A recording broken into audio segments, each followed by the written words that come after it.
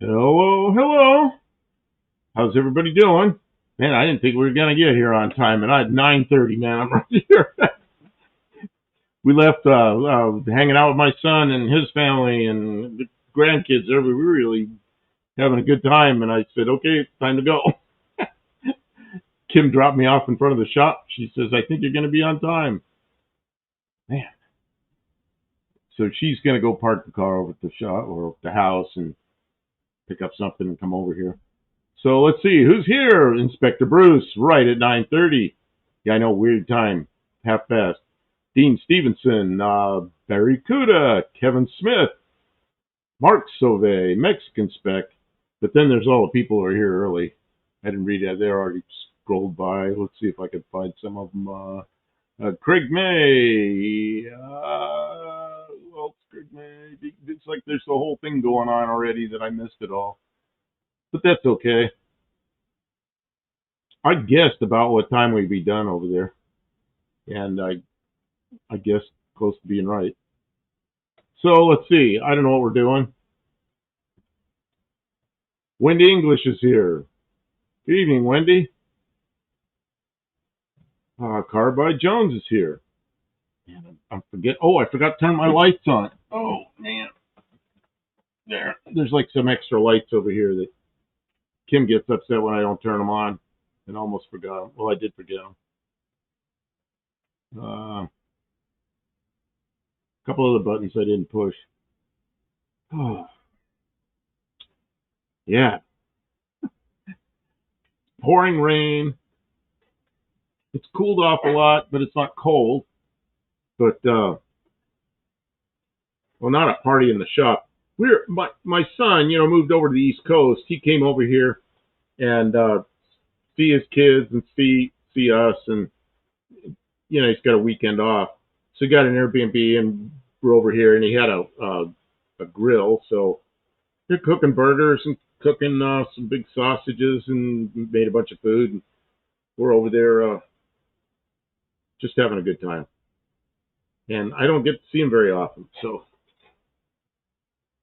block party, get ready for paint. Hey, Shane, Slant Daily Garage is here. How you doing?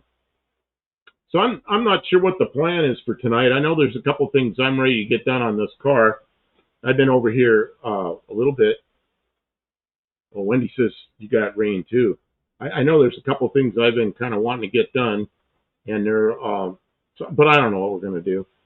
I could be over there cutting with snips, or Kim could be over there, or we could both be sitting over here. I don't know. I don't know how she's feeling.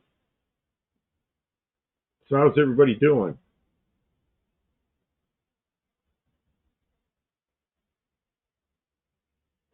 Yeah, Shane's here. That's pretty cool. Oh man. Here. Yeah, there's our flange for the turbo. I think we got that almost done to weld that onto the manifold so we can put this turbo on there. I don't know what the heck we're doing there. I want to get this. I want to get this thing to the point where we can drive it around. I mean, it runs fine. I want to drive it around first before we start putting a turbo on there. Hey, John Wilburn's here, and Daniel Morrissey. Yeah, and Daniel Morrissey says Kim. Kim is not right here, but she will be here. She's over at the house. Let's tell Campo S. Oh, that's Kim. Oh, that's Kim writing that. I'm looking at that going, that's from me, Buckdale Campo. Ask Professor P about next weekend. Oh, well, why don't you get up here and ask him about next weekend? I don't know. I think we might go down there. You said you might come up here, but man, it's 100 miles, man, between here and there. So, but we might get in one of these vehicles and head down there. Uh, maybe on Saturday. I don't know. And Ford Rules is here. 85 degrees there in California. And Kevin Smith says, rained on my parade today. Didn't get to ride with the puppy today. Yeah. Fair Midland says, Mark Sauve. I don't know. I had a pretty good day because we were supposed to go over and hang out with my son starting at 5, and he called me early and goes, hey, why don't you go? We got done with all our stuff. Why don't you come on over here early? So we went over there early. The security never sleeps. Oh, and Barrows is here. Hey, good evening. We were talking about you over at my son's place because the night that you diagnosed the what do you call it, the timing belt being off by a cog. He could hear it. He could hear it. He goes, oh, I think that's the valves hitting the pistons. Go make sure it wasn't an engine we'd assembled. He goes, check to see if the timing belt's in the right place. Kim gets underneath. She just starts laughing. She goes, it's off by a tooth. So she hooks it up right and gets up and the engine's fine. That was pretty good. So we were kind of that was like we were talking about that over my son's house. Hippie Long says 100 miles ain't nothing but. Oh no, it's nothing to drive down here. But Professor P said he was going to stop here on the way. Well, 100 miles is not on the way. It's like, I don't know, it's like way out of the way. So yeah, I think that's what we're planning on doing, taking the Zed sled down there. I mean, that's the plan right now, but you never know. At the last minute we might just get a different car. It won't be this car, but in the next couple of months I want to be able to do that with this car. I feel like we've been working on it forever, but every time I look at it, it's looking closer and closer. And Kim got the inside of the bed in on this side. It's not completely fit yet, but it's almost fit. Block party at Dallas house. He needs all hands on deck to get the car ready for paint. Yeah, that's it. I told Kim, I said, let's grab my body hammers. I got a box full of body hammers. Let's just take those down there with us. She's pretty good at that, getting body panels almost straight without any filler. So she goes, I don't want to do that. I said, I know how to do that too, but I don't know. Got a rotten idea. Don't boil the kids' Easter eggs. Oh, they have like, yeah, that wouldn't be good. So, yeah, I don't know what else is going on.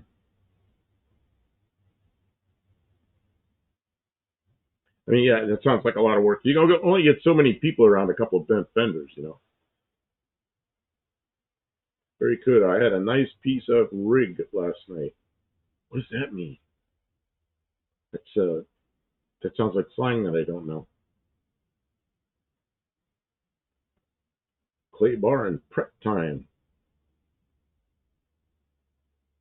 And Shane says he'll be there from Friday afternoon to Sunday. We were talking about if we took Kim's van, we could sleep in the van. But I don't know if we really want to drive that van that far, and I kind of want to drive my car. And then we got some other things to do, so I was thinking we'd go down there and spend Saturday there. I don't know. I don't know what. Play it by ear. Whatever we decide to do. But I think we'll go there.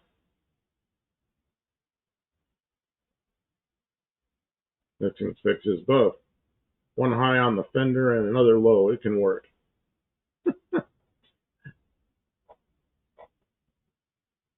Little Buick's going to have some people around it. Oh, rig is a type of shark. Oh, so that's a fish. The rig is some fish. It used to be no big deal. I lived out in the coast of California. We had shark all the time. And then all of a sudden it's like some politically incorrect thing. Can't cook shark. I don't know what that's all about. But I don't know. I used to buy it. It was cheap at the store, and I'd buy it. And when I'd be cooking steaks or something, I get some shark. I put some butter and some stuff, dill or whatever I want. Wrap it all up in foil, and I put it on top of the fire, and I'd cook shark. And anybody who wanted fish could have that. It was pretty good. But I don't know. Then some change, you can't have it anymore. I don't know. There's a lot more to do other than body work, full cage, and driveline work. Man, yeah, there's a lot. Dean Stevenson, refined rig. It's always refined, and Barracuda has it. Man, I need my cough drops. I need a couple cough drops. I think Kim's here. Somebody walked in. Is Professor P still there? Is he not? Professor P is here. I wanted to ask him if we did come down. Does Saturday sound okay? And Saturday we usually have as is tradition, we have a stream on Saturday evening. Let me move this so you're not putting your coffee on the bench. And what were they planning on doing? Because I know they said they were planning on streaming a lot of the weekends. Would they rather us just be guests on their stream? Or are we able to run our stream from down there? And do they want to be guests on our stream? And I don't know. We've got a week to figure it out. And he says he'll be there Friday, Saturday, and Sunday. Yeah. We ought to just pick a place to stay and just hang out till late on Saturday night and then crash out there and come home Sunday so we don't have to overdo Everybody's saying hi to you. Oh, hi, everybody. I'm Kim of Kim Fixes Things. Welcome to Saturday night at Buck Del Campo. And he says, no idea.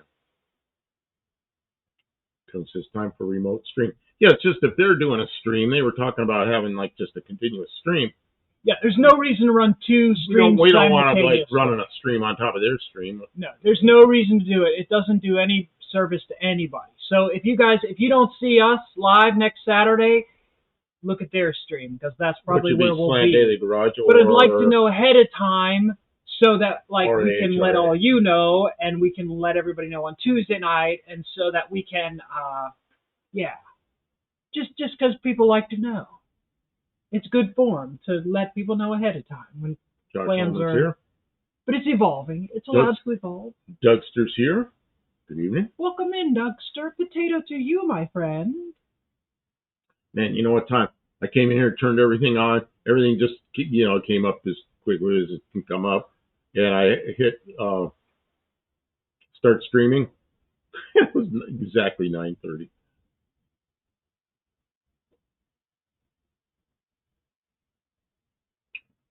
Portal says, but the boats were catching shark and just cutting off the fins through back the rest.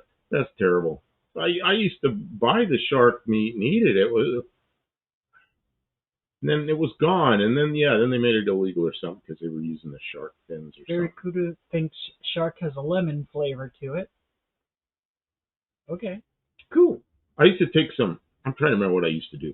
I took butter. See, I'd have the grill going with some steaks. And I'd take some aluminum foil and put shark steaks in there on aluminum foil. Wow. And put butter and put some dill.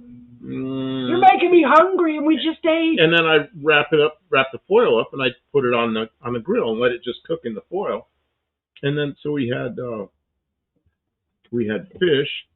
Yeah, I just set that there. If you weren't here on Thursday, our turbo is slowly getting closer. Alice and I will talk about it tomorrow. We will let you know. If I had to guess, we will stream during the day, and you guys can have the night. And then we got to have a connection. I don't know what's available there. If it's just on the phone or whatever. Yeah, we'll have to figure that all out. Alice probably has his connection, right? We'll have to figure that all out. Oh, he might not in. I don't know. Okay. Yeah. We'll see how it goes. Because I can bring down the laptop and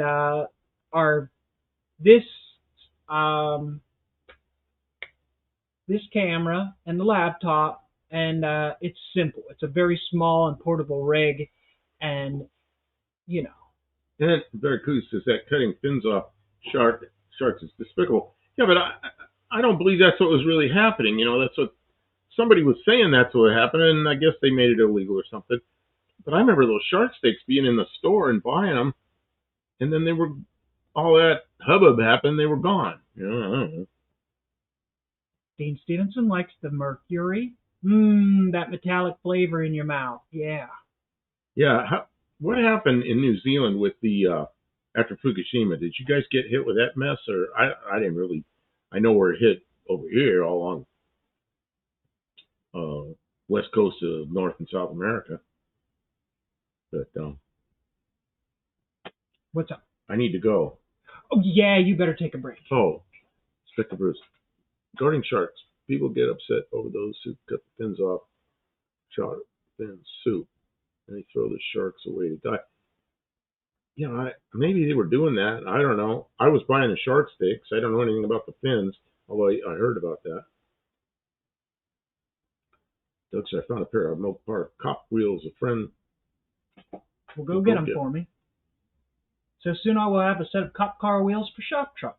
That's awesome. Man, that's 10-inch wide rears, 15-inch rim. Okay, I got to take a.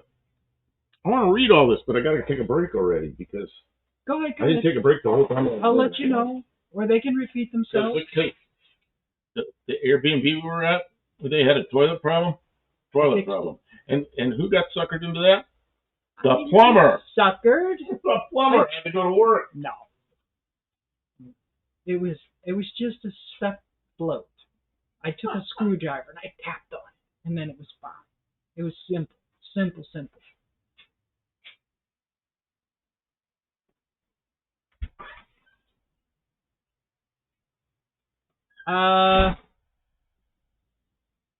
Greg May says, I fish Fraser Island and everything tastes good, beer battered. There's a man with a plan. Mike says McDonald's used to use shark meat. Well, okay. I don't know.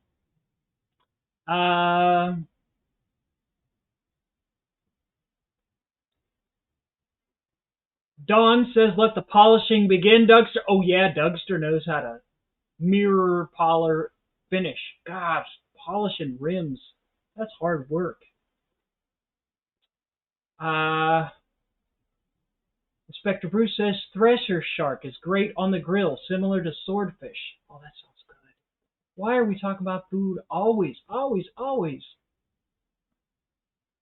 There was no clog. It was the tank was not refilling properly, so it wasn't flushing properly. And it's because it's an Airbnb that probably nobody lives there most of the time. So the valve doesn't get actuated enough, and it was just sticking. All right. Mr. Burlock says the tuna season was canceled a few years back. No tuna catch after that year off California.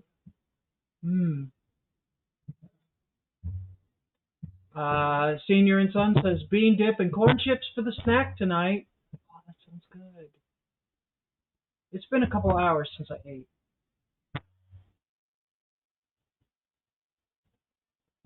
Dean says no, although I did have a Nissan Stega from Fukushima.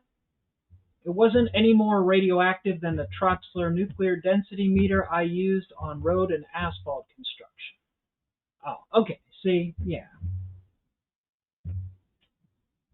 Bear Rose says, here in Idaho, it's illegal to throw back carp and goldfish if you catch them because they are invasive species that destroy trout spawning beds. And I take fish and game violations seriously.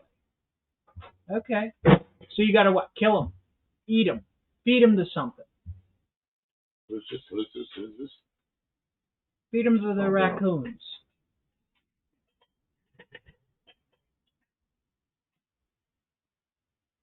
Barracuda says shark fin soup is very popular in China. It's an expensive status symbol to be seen having it. Yeah, and probably the rest of the shark is probably not very valuable, so they just want the fins. I get it. That's not a sustainable harvesting practice, though. Like in the United States, when they butcher a cow, every friggin' part of that animal gets used, down to the bones, the organs, the only thing I don't think they use is the brains. I think there's something about mad cow disease getting transmitted. Oh, maybe there's something like that. They probably have to incinerate the brains for some reason because of chyrons or something that accumulate in the brain. But for the most part, our system, our system, we got in trouble, not me. Like the chicken farmers, they got in trouble because they invented a way with steam and sulfuric acid to remove more of the meat off the bones. and then they were calling it pink slime, and there was this big I don't know to-do what about they're even feeding talking about. humans pink slime. They're trying to extract every tiny bit off of the meat. No waste at all. Hooves are made into Jello. Boobs are made into jello. That's right. And then lips and assholes are made into hot dogs. That's always the I say hot dogs and bologna. That's the stuff they scrape off the meat floor in the butcher shop, and they roll it into bologna and hot dogs. Yeah. But it's okay. I don't know what they would do in reality, but cutting the fins off and throwing the shark back seems like that after a couple of years of doing that, you'd run out of sharks. That seems like a really bad deal. You see, in my thinking, I don't understand why shark steaks are good. Why wouldn't you? Well, It's just the way it is. because the steaks are not as valuable as the whole shark. So if you just cut fins off, if you just fill your boat with fins, then you make a lot more money than if you fill your boats with sharks and fins. Just like they shoot the rhinoceroses, saw off the horns, and then leave the dead rhino there to rot. Because the horns, I don't know about that. well, they don't do it anymore. Same with elephants. They're killing elephants for the tusks. I knew that was a deal. Yeah. It's not. But there was a pig. The only thing they haven't found a use for it is the squeal. You're using on the pig now. It's a heart valve on humans. And it's very successful. Yeah. Senior and Son says, I catch fish in Arkansas, eat them, the skins, heads, and guts go to the garden. Well, yeah, but the garden, that's okay. And honestly, if you throw the shark into the ocean, it just doesn't sink to the bottom of the ocean and rot. Something's going to eat it. But Daniel Morrissey wants it's to know not a sustainable way to fish. what we're doing for Easter. I think we're going to go eat Mexican food. At least that's the plan. With the whole family's here. Son, grandson, granddaughter, their friends. And her mom and dad. Yeah, my son's girlfriend's mom and dad. They're all here. I think we're going to go to some big long table and unless the Mexican place is closed, and then we'll go to the Chinese place or something that's open. We'll find out tomorrow where we're meeting up for a later dinner before they go back home. So then everybody goes back to work. Are we going to have Goes some to school or whatever. ducks? Maybe we'll have duck. Duck. Chicken, eggs, something. Chocolate? Hard-boiled eggs marinated in urea. I don't want that. Yeah, that doesn't sound good. I'm sure it's fine. Order the food in Spanish, Buff. You can do it. Yeah, you know what happens as soon as you speak Spanish in a Mexican restaurant? Then Spanish comes at you so fast you don't even know what happened. But Dean Stevenson says, I like the microplastics too. Yeah, it adds, they're spicy. Did you ever see I got wet just walking. I got wet. I know. The meme, yeah, maybe I'll turn the heater on so you don't catch a chill. The meme photo of the like McCormick symbol with the microplastic seasoning. Look it up. I'll give you some. I don't want you to catch cold. It's not that cold, but it's damp. Zero says on an automotive EPA spin, diesel and oil is actually saved the whales. Before oil, we used whale oil to light our cities, homes. I know, that's not a sustainable. What else did they use? There's something else to use whale oil for. Automotive. They used to use that in the rear end. Was it the rear end? I don't know. They did. I'm not kidding. For limited slip differential. Whale oil. Man. Can you believe it? Mexicans back because he had to learn Spanish when he moved to Mexico because he didn't speak Spanish very well. So, but he's been there for a long time now. And he goes, "Shake your head, yes, and they will think you understand." I speak from experience. Yeah, the same thing works in Russian. I could get by in Russian because I knew enough. I know more in Russian than I do in Spanish, by quite a bit. But yeah, I can get through a menu in Spanish. Oh man, but not much more. Not much. No. Doctor says they use pig's blood to make cigarette filters, pig fat to make shampoo. Auto paints, fabric softener sheets are lined with pig fat and negative charged ions. Matches, nougat, train brakes. That was the one uses for pig. I've got two friends that have heart valves that are from pigs. Oh, here it is. Barrow says original ATF was made from whale oil. That's what it was. That's what it was. Wow. Slippery stuff. Why am I hear the heater running. I'm not getting any heat. Oh, there's the back of the chair here. Yeah, I got my back really soaking wet. I don't know why. I didn't think it was that wet out there. Pretty wet. Pretty wet.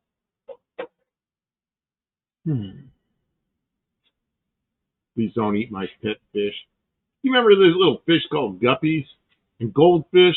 I mean, that was the thing when I was a kid. People, like college kids, would see how many goldfish they could eat. Oh man, yeah. There's some silliness. What toy? One-eyed cat says, no, neighbor clipped behind passenger wheel. Did bounce off the telephone pole on the corner. Rear door again. Cosmetic. Oh, man.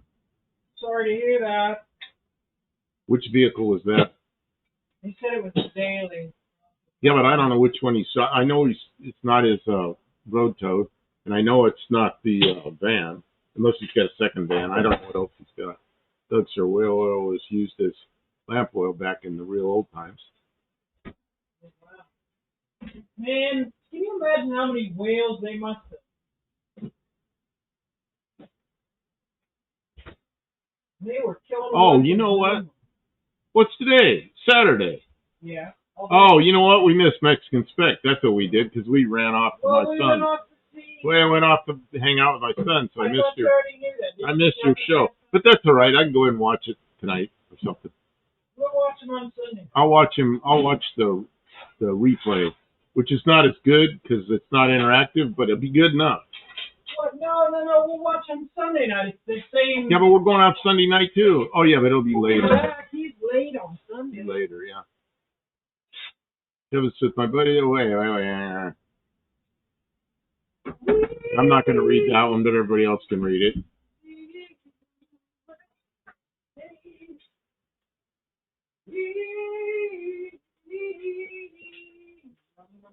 Did everybody watch our new videos? Yeah, has anybody watched our videos?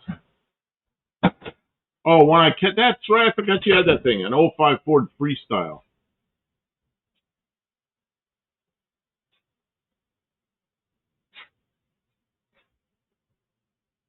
Yeah, 05 Ford Freestyle. That's just old enough. The insurance company don't want to pay anything. Man.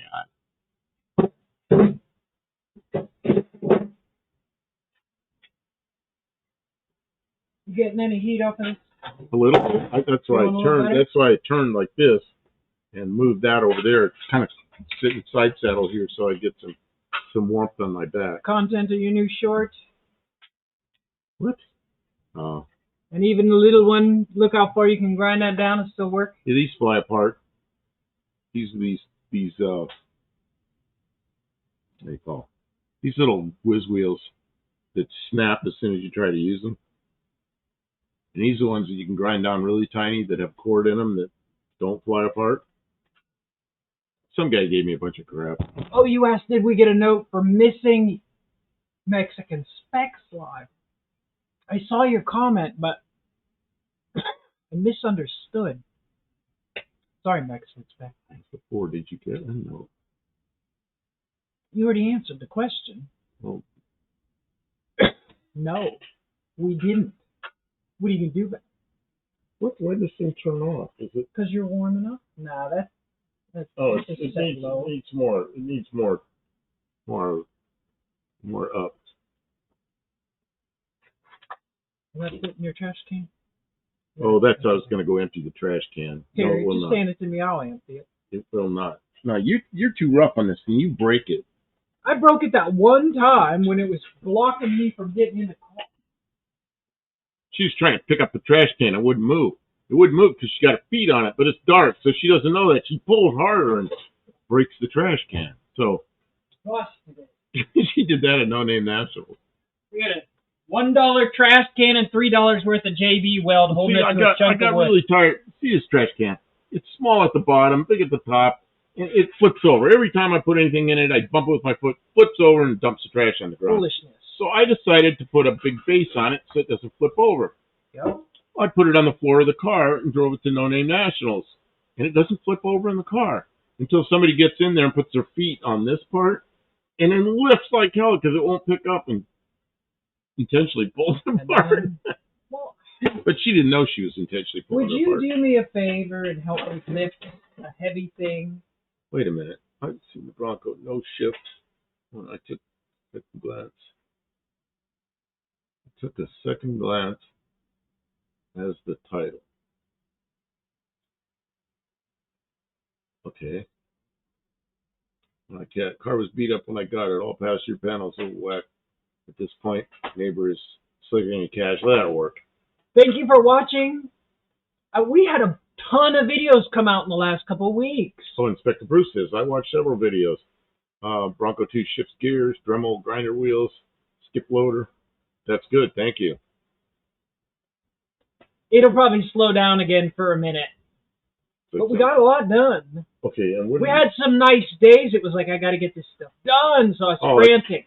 It's raining right now, but it's only supposed to rain tonight. It's supposed to clear up by tomorrow, which is good because the lawn's starting to grow because it's springtime. But when I mow it, it's so dry, it just makes dust everywhere. So it'll rain a day from now, maybe 2 days from now. The grass will be grown out. It'll be green, and I'll mow over it, and it won't be all dusty. It'll be grass, you know. Yeah, I like it. What is this? I missed something. Kevin says, can't figure out why YouTube gives me dating app commercials.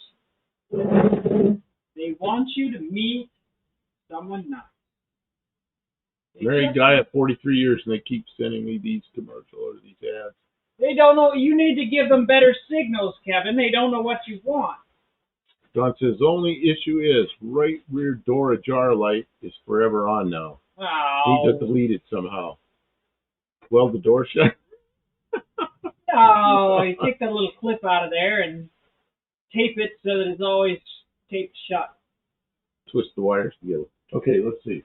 What do you want me to do? Dean says he loved the modulator port tuning video. Well, yeah, you found the problem and went to fix the problem. And Tudor and Son saw all the videos, got excited for us when the Bronco shifted for Kim. Yeah, oh wow, was I excited. See, I'm giving away the ending. I didn't think I would ever fix it. I kind of gave up. And then, who was it that had told me? Was it, it was a person it was a name that I didn't expect. They left a comment. They said, yeah, I know.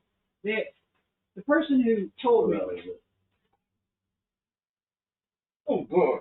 It's heavy. Okay, good. Get your finger out of there.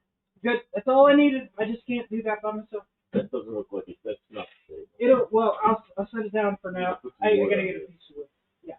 Okay, I've got it so it's stable. Come on. Here's I think this is what I used last.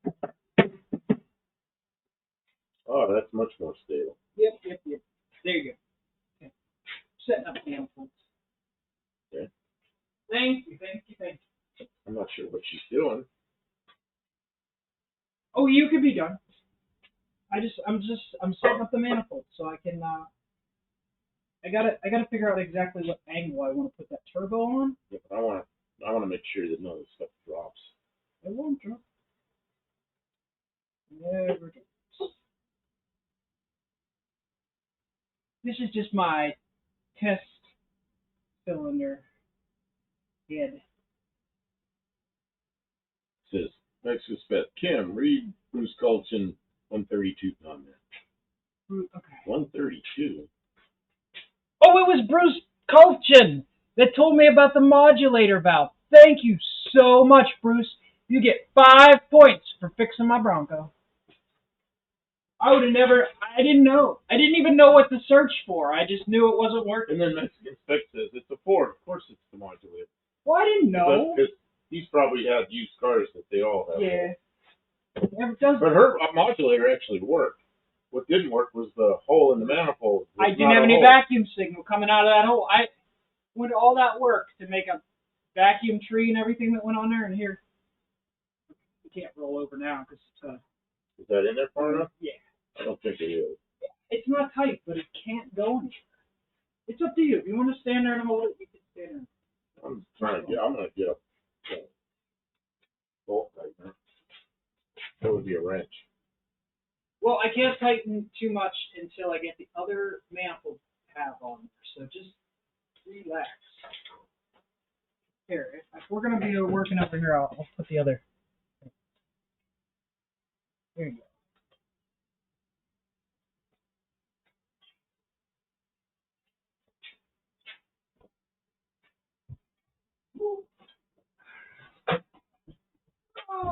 Yeah, I screwed it in there like a few threads so that it's not. I wasn't sure that was even started enough. Thank you. And then you got to put that one on there. Mm-hmm.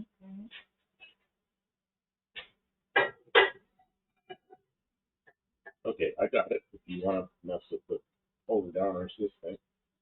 Oh, yeah, hold it down. Yeah, okay. That one does. That one needs a bolt. Yeah, well, we're not there yet.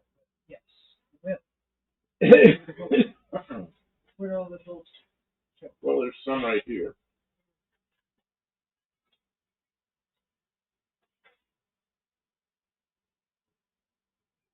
What'd you do? Oh, you swapped over to this camera. Yeah. Should be able to see the Buff Del Campo. It's the Buff Del Campo show. Yep. Where's your wrench? That one? On. Your bolt. Are they also, some of those look like they might be half. Yeah, I think they are.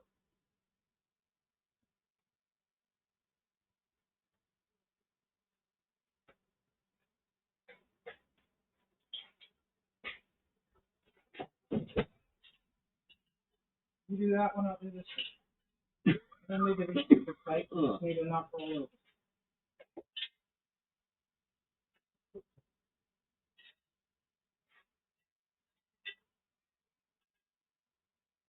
That is something wrong in there.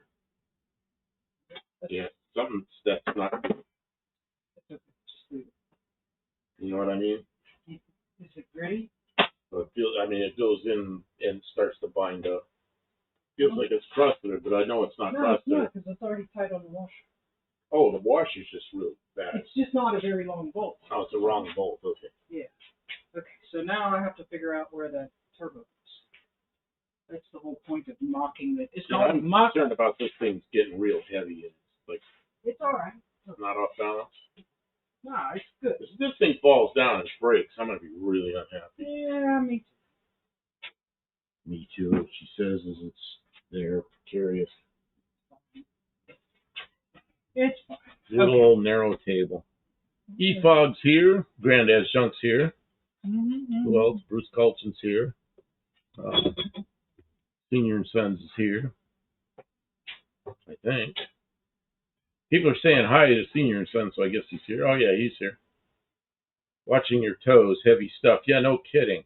And I got stupid rubber shoes on. Rubber shoes. Where are they? You can't see them from there. Maybe I can. I don't know. I don't understand what's going on with the cameras. I'll figure it out somehow. What's wrong? Well, I'm trying to. I didn't realize there were two cameras there. So when I'm looking, it's my foot's coming out from the wrong direction. Oh. It's like it's not coming out from me. It's coming out from somewhere else. See, there I am. I'm in 2 places. Yeah, it's like magic. Mexican Spec says, yes, I had the spaghetti. It was good. What's this Dean Stevenson just put up? I thought Tommy Hanlon came in, and it was Dean Stevenson.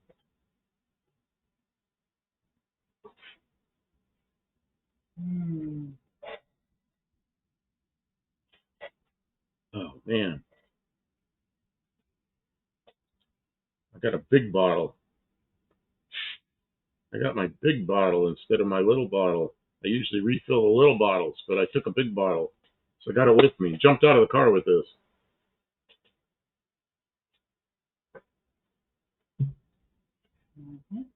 What's this? Board rule says I rinse the pasta and the meat. Chris, hey, haven't seen you in a while. How you doing? Good to see you here. Kevin says, must be Biscotti Day. Right? Biscotti. He says Biscotti, so I read Biscotti. The little kids say Biscotti and surrogates. And yeah, I knew a woman and her kids all said Biscotti and surrogates because she was a smoker. Surrogates. Gotta go in there like this. Camera 1, camera 2, camera 3. Yeah, and this one right here says single cam, dual cam 2, Google window, just desk cam, the cat, junk USB. I don't know, but all these selections. It's fine. And we're on dual cam 2. Okay, 2. That's right. That's so you could see both things. Dirt bagging. That's right. That comes from, who knows what channel the whole dirt bagging thing comes from. I'll bet a bunch of people yell it out right away. Ditch bagging, I mean, not dirt bagging. Yeah, not dirt bagging. She said ditch bagging. Yeah, he got it before you had it there. I did. Ditch bagging. She told me to put that. I go, what's that mean? She goes, you know, like, what's his name up there? Zip ties and bias ply. We're supposed to guess. Oh, I'm sorry. Two cut and shut. 2 TC 1770 Toyota 4-cylinder crossbow head. Will fit. Goes through. The intake ports just need a 6-branch pipe. Like the Opel Okana 400 bin you're talking about. I'm lost. Keeps the exhaust carbs on the left.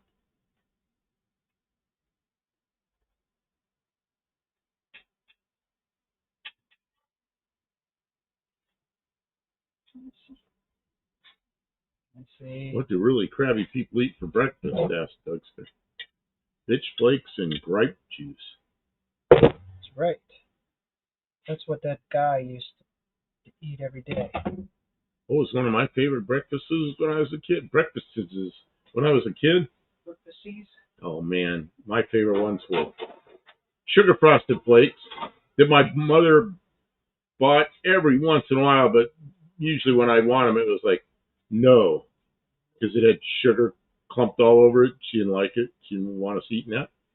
And then another one I really liked was Captain Crunch. She'd buy that sometimes. That didn't look so sugary, but it was. Can't understand how you ended up diabetes. Okay, Kevin says, catch y'all later if you're still on. Gonna go. Okay, man, I gotta go. Okay. Food. Man, food. I don't know how late we're gonna be here. For a while, I guess. Hours and hours and hours. Got works to get done. My arms hurt. Talking about the Toyota overhead valve Hemi Corona and early Celica engine. Has 2 different bore spacings, so it's easy to cut and shit to fit the Chrysler slant. Other buttons, but you know what happens when you start cutting these heads up? How do you get the bolt holes to line up, or does that just happen to work? Ford Roll says, I like wheat checks or brand checks. You know, there's one I really like. They quit making it. And some of you old folks in here remember it. Some stuff called Stax. S-T-A-X. It's a cereal called Stax.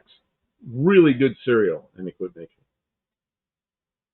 Kevin Smith says Captain Crunch will tear up the gums. Hey, we were in the store the other day, and I just saw him, and Kim walked right past him, and I go, look at this. It's Crunch Berries only. Only berries. And you go, yeah, they messed that box up. They only put the berries in.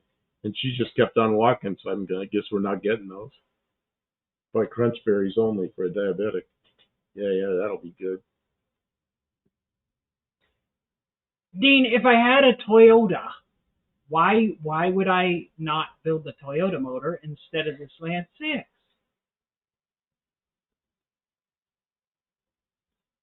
Oh man, Senior and She Sons. was full of sawdust. Senior and Sons Captain Crunch and vanilla ice cream make peanut butter shakes. Man, they make anything. Okay. Put ice cream and Captain Crunch together. Why didn't I think of that?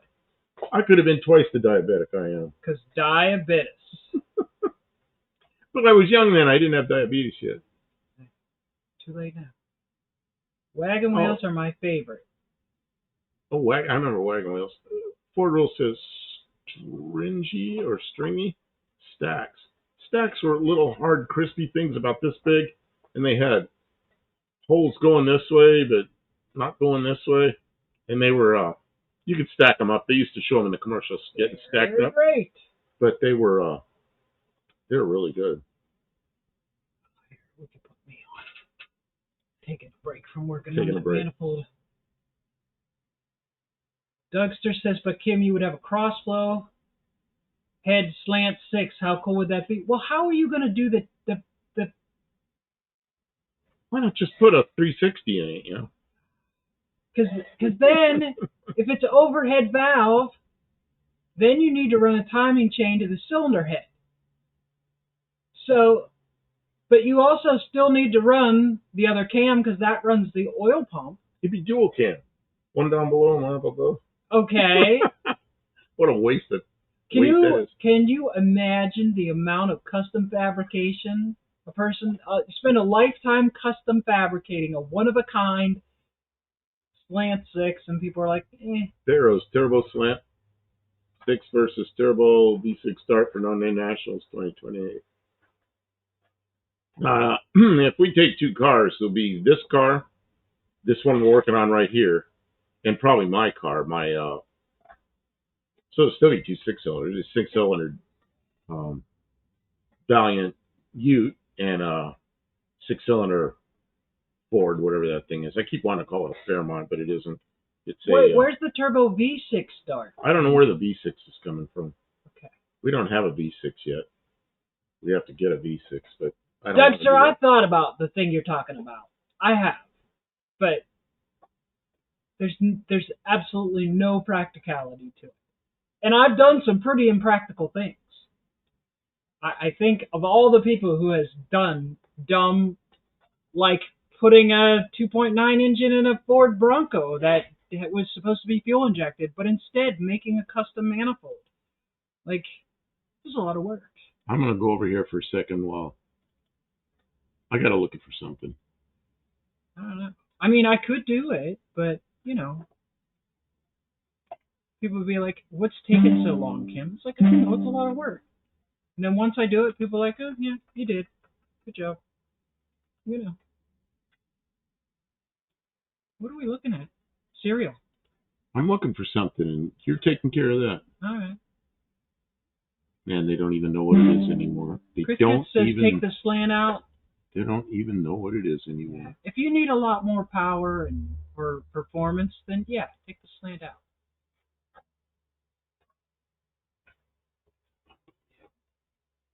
All these things I remember are fresh in my mind are so old you can't even find them on the internet anymore.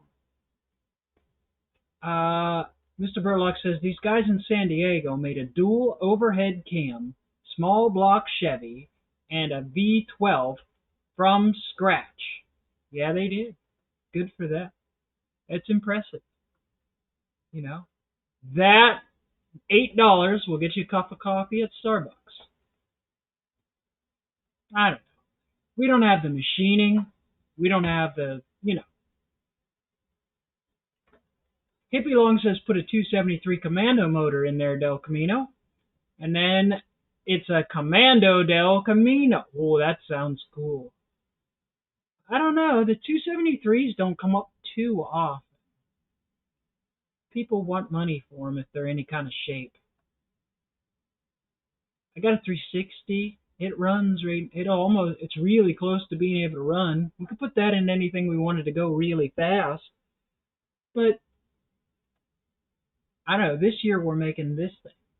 If we start on something else, we won't finish this. I'm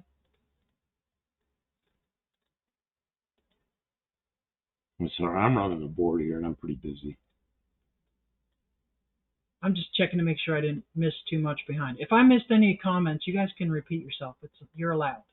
Dougster says, old school Ford guys cut up iron V8 heads and brazed them together to make crossflow heads for the 300 inline six. A guy here on YouTube made a 300 crossflow head from two LS Chevy heads. Yeah. And there was some big channel that swooped in and did it real fast and made it work, but it was one of the smaller channels that conceived the idea and started it. And what was that? Because I just came back. He used two LS Chevy heads. Oh yeah. To make a 300 inline six crossflow head. Chris is a V12 out of two slant sixes. The Alexander brothers, which were customizer guys back in the 60s, they did a whole drawing concept and everything with a Camaro with two slant sixes, and they were set like a V. So one of them ran the front wheels and the other one ran the back wheels. So it wasn't really a V12, but it was two V6s set like that. Okay, here's the stacks. Wheat stacks is what it was called. I love these things, and then they're gone. And so that's what they look like anyway. I won't leave it there for long. I don't remember stacks. Well, that's probably before you. Huh. Okay. That was probably teenage. That's probably 1970-ish. Maybe something like that. Yeah, I don't know. Anyway, so that's what they look like. I'm going to go back to single cam. Barrow says I'm going to put my Buick Turbo V6 in that 65 Dart GT with Corvair front end, but it probably will be for 2028. Well, that gives me time to work on finishing our turbo setup. 2028? Yeah, you're like... Mike Slater says, some days I miss my Slant 6. Gas prices made me remember. Yeah, compared to the 360, the Slant 6 is probably a gas sipper. But, I mean, gas prices come and go. We go through this every 360 few years. Powered. It's going to be a couple years before prices normalize, though. This is a big disruption. It's a shame. Without getting too deeply into it. Senior Sense says, well, I forgot about those stuff. I remember them. 69 through 71. That's why you don't remember them. Oh, okay. 69 through 71 was before. Okay. Before Kim. Dean Stevenson says one guy used a CNC welding program to make a V12 Jag engine based on two XKE cylinder heads in an XJ6 Series 3 sedan in England. That is amazing. Amazing. And if that is your passion, I will be really, really excited to watch you finish the entire project in a half an hour. And I don't have to watch all the hard work that goes into coming up with all that, and all the money and investment time and energy and stuff like that. Chris says, my 61 town wagon came original with the 6. What's a town wagon?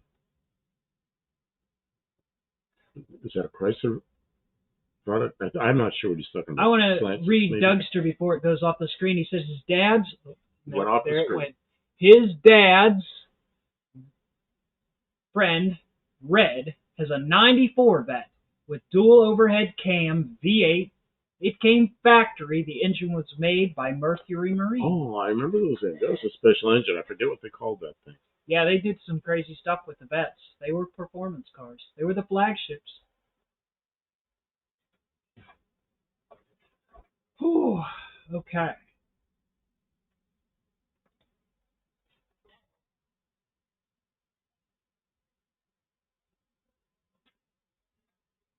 Couple of years, New Zealand will go broke. Barracuda, the disruptions are, even if they ended the disruptions right now, It's still going to take the ripple is going to take a long time I mean, you better plan to hunker down. It's going to take time for things to normalize. Like anybody who doesn't see that, I mean, this is. You know who's gonna do well in this? Well, what's his name? Thumper, the sweaty fat guy. Why is that? Because he makes his own alcohol, and that's what he drives his cars on. I guess.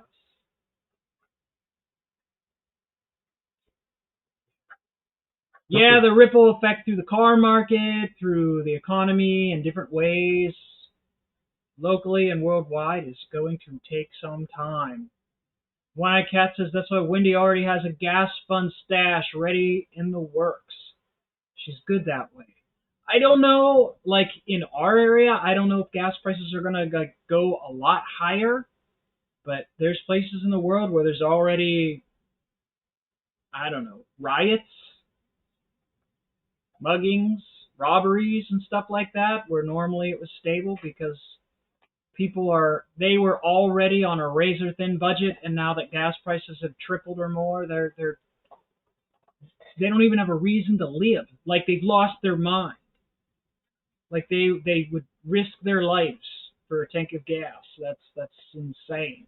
That's how desperate. Well, we've been through this before, and now all the nuts come out. Yeah. And I mean, I could have told you 2 years. I didn't know this was going to happen, but 2 years ago, who's the China ship? They're talking about the chaos in China. It's like, well, it's not going to stay just there forever. Eventually, it's going to float through the world economy. When an enormous world economy like China collapses, the real estate collapses, their job market collapses after COVID was over. Yeah, it belongs to alcohol's in Brazil's been on it since '72. Yeah, they drive all their cars on alcohol. I mean, it's even though most places will not run out of fuel, will not run out of energy. There's going to be extreme strain. And, when oil prices are at $50, $60, $70 a barrel, it's so cheap. There's no reason to do anything else.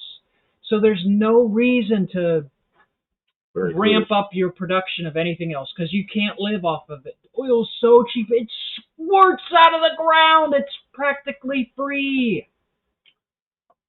Very good. Suspend America, you're self-sufficient for fuel, Trump says. Why should you be affected? Well, it is a worldwide market. It's a world market. It's speculation, and there's all kinds of market. Well, when you can't get oil from one place, you're going to get it from somewhere else. Right. Yeah. Yeah. You can't get the cheap Arab oil? Well, then, the prices just went up. Let's see here. Dougster. I just going to read what Dougster had something about a Corvette. It went away. Dougster? 70 cents in a matter of weeks, says One-Eyed Cat. Yeah. Yeah, and we're the lucky ones. Ours are $1.50 here. Our prices are very stable. Now, the prices in California have skyrocketed, and there's... Well, it went up in a month. California. In a month, it went up $1.50 here. Yeah. Yeah. Mm-hmm. And our prices are some of the lowest in the country. We have really low prices here because they don't tax the fuel very heavily. It's a mess. I don't want to downplay how... I think I'm being very reasonable about how this is horrible.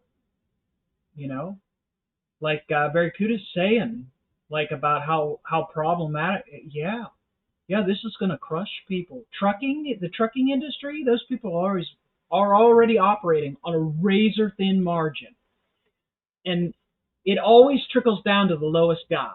It's always the lowest guy that takes the biggest hit. The big companies, they're really good at just like charging surcharges or whatever. We drill, baby, drill. gas should be cheap. Well, except it's worldwide market. Whatever. So we're going to be selling it. I mean, U.S. Going to be selling it other places. So of course, our supply will go down. That's greed. Absolutely. Greed is a factor. Opportunistic greed. They will get away with as high a prices as they think they can. Whatever you'll pay, that's what they're going to charge, and a little more. Your senior son is $3.79 a gallon. That's about what we are here. I think we're just under that. But I didn't really look today when we went by the gas station.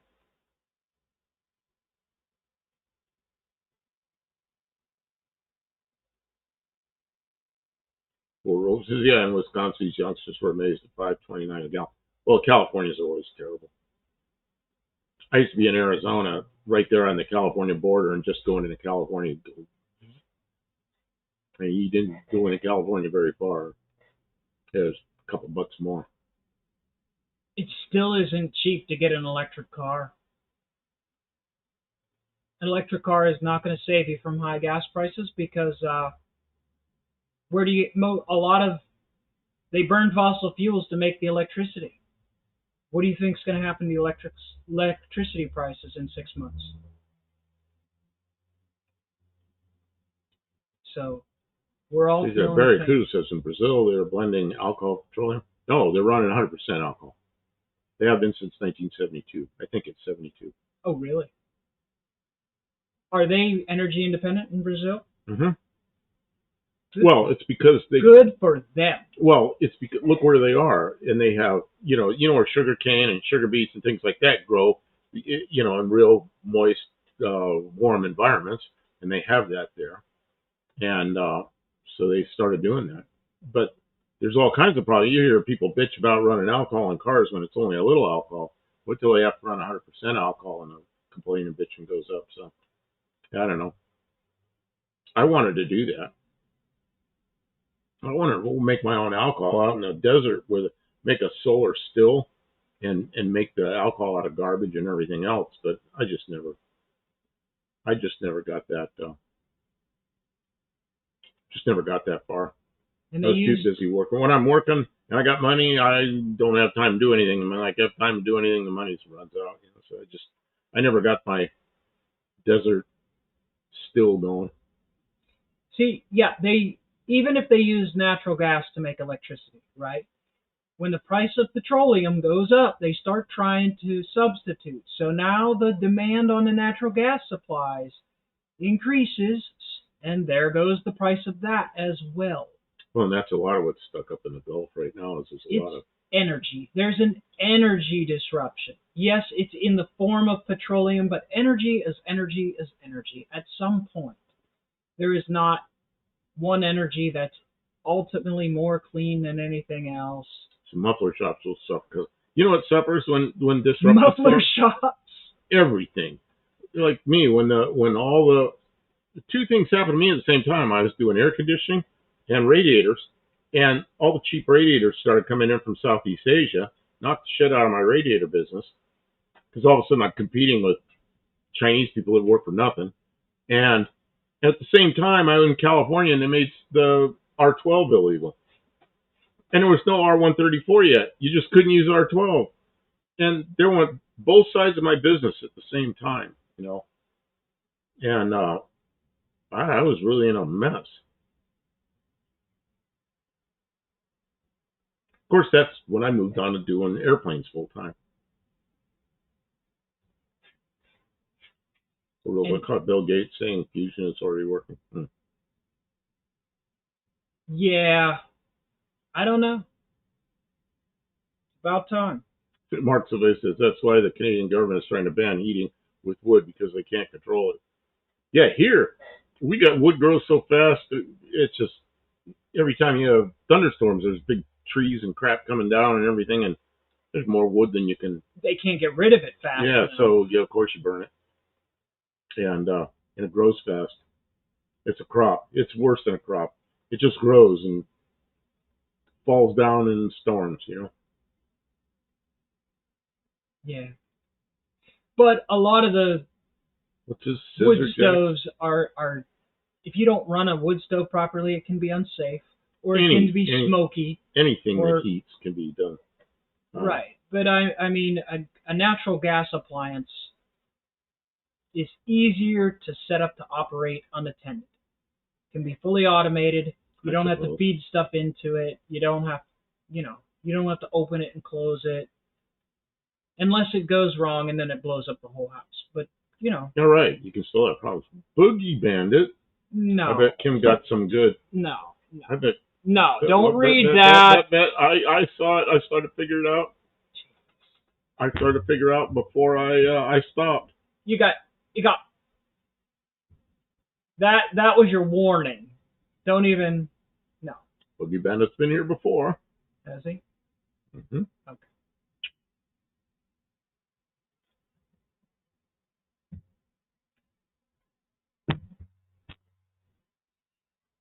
Oh. Had a good dinner. Oh man. I knew I shouldn't eat a burger. And then I ate 2 burgers. Just got savers. My son cooked these burgers on the grill, and then they had all the stuff laid out. You take the buns and put whatever you want on them and everything. And then he made some kind of potatoes that were good. And then I don't know what you call it. You just chunk the potatoes up and cook them, put some salt and pepper on them. I don't know what that's called. Potatoes. Yeah, but it's not like baked potatoes. It was just chunks of potatoes. And then Brussels sprouts. They baked the Brussels sprouts. Put probably some oil on them and some what do you call them? Some kind of oil. Olive oil probably, and some salt and pepper on them. Man, were those good. Yeah. Dougster says EVs make tire shops money. They do require special tires, and they last half as long. I don't know if they last half as long. They do. They don't last. Are long. Expensive because of the huge amount of EVs tend to be very heavy, and they require expensive tires. And to say nothing of the amount of energy it takes to make a 9,000-pound vehicle accelerate from 0 to 100 in 4 seconds or whatever it is. My God, does that take a lot of energy? Bear Rose says, scary thing about oil is the petrodollar. It's what makes the U.S. dollar worth what it is. If other countries replace the U.S. dollar in that, it will cause a global shift. Well, they are absolutely vying for control of world currency. So if our politicians and if our businesses and corporations screw up, we will lose that, and everyone in this country will pay if they mess that up. So clearly it's beyond my control. I can't put this back together. Glue it. Get some JB Weld. These discs. These discs are crap. Yeah, I don't think these two. I think this is 2 different broken discs. They don't fit together. Fricasseed potatoes, says Mark Sauvé. That perhaps could be. Could be. Mexican spec can't figure out how to spell emojis. They do both kind of look wrong. I think Kevin Smith got it right. I don't know. I kind of went off my diet tonight. Really had. Yeah, you did. Really had some. Oh, and then I ate cookies. Yeah. Wasn't supposed to eat cookies at all. They were cookies, though. I ate good cookies. I tried to stop you from eating 2, but you were just. I stole an extra one. I'm not going to let anybody tell me I can't. Yeah. If you hadn't said anything, I probably would have set it back down. But you had to tell me, no, you're not allowed. No. Is that why you got? I'm not allowed. No, I'm going to eat the cookie if I want to. Those cookies, and you were just, and then you were like, I'm not going to let kids say in front of people. I can eat whatever I want. I was like, all right, you can eat whatever you want. I only tell you those things because I don't want you to get sick.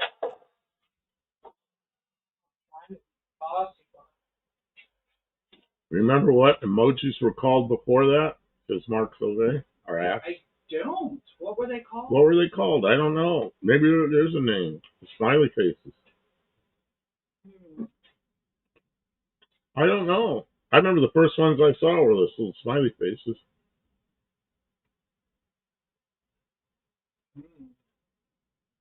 Emoticons. Oh. Well, you know what though? They got sued. By the con man? But yeah, for copyright infringement From the con man. by the Decepticons. Decepticons. I never knew about those guys. Well, they were Transformers. More than meets the eye. Oh man. Transformers, more than meets the eye. Transformers, robots in the skies. Ken's drawing something.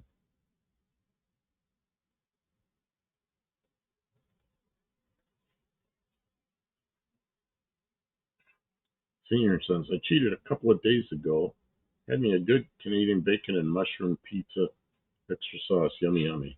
Well, that does sound That good. does sound good. Why are we... I'm so full of food right now that it's everything sounds good, but it really doesn't sound as good as it usually does, because usually I'm hungry. And I'm, God, those burgers were so good, Kim. The only thing is they were kind of thick, but that's okay. Oh, I like them thick. I like them round. I like burgers a little thinner. I don't know why. Buddy Carapano says, cheddar and bacon baked potatoes from Wendy's are good. Man, I never go to Wendy's anymore because the bread hurts me so much. I used to get those, but I haven't been to a Wendy's. Oh, Wendy's is so good, and then within about 10 minutes, I've just got heartburn like no tomorrow. I don't know why. It's something that bread does something to me. Something in the bread. That's what they say. Something in the bread. Mark Sauvé, I like a few animated emojis I have, but I can't find them anymore. Olive's here. Good evening. Well, you can't buy them anymore. She said she intended to be more on time, but got distracted. Well, I didn't know if we were going to make it by 9 or 10 because we were out. So I just took a stab in the dark and put halfway between 9:30. And you know what? I got here right at 9:30. I got this thing turned on. I got it turned on and got it on right at 9:30. I'm going to make noise for about Kim's going to make noise. 30 seconds. I apologize. You might want to put headphones on. I have these for when Kim gets noisy. Oh, I get noisy all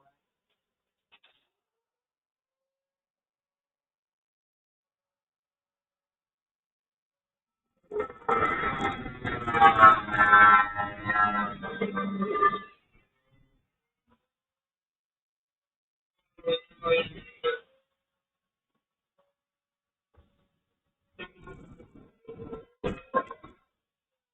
Looks like it fell. Simple. I'm done already. So I guess you're not done? I'm done. Oh, you're done. Okay.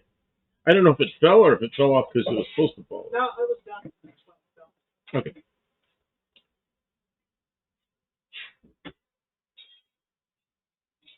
There's all kinds of things I like to eat that I'm not supposed to eat. I was thinking like tater tots. I don't know why watching this I'm thinking tater tots. Man, do I like tater tots, but not supposed to eat those. Are we supposed to be talking about cars? Oh, you don't want to talk about food. You don't want to talk about, I don't want to talk about politics. We don't want to talk about oil anymore. We don't want to talk about food. So there's all the subjects we don't want to talk about. I know. And you're cutting up a piece of metal. I don't know what you're making. Oh, I'm making an turbo exhaust. Oh, you're making the turbo exhaust. It smells like somebody cut steel. Yeah, I did. You know what? 'Cause I did.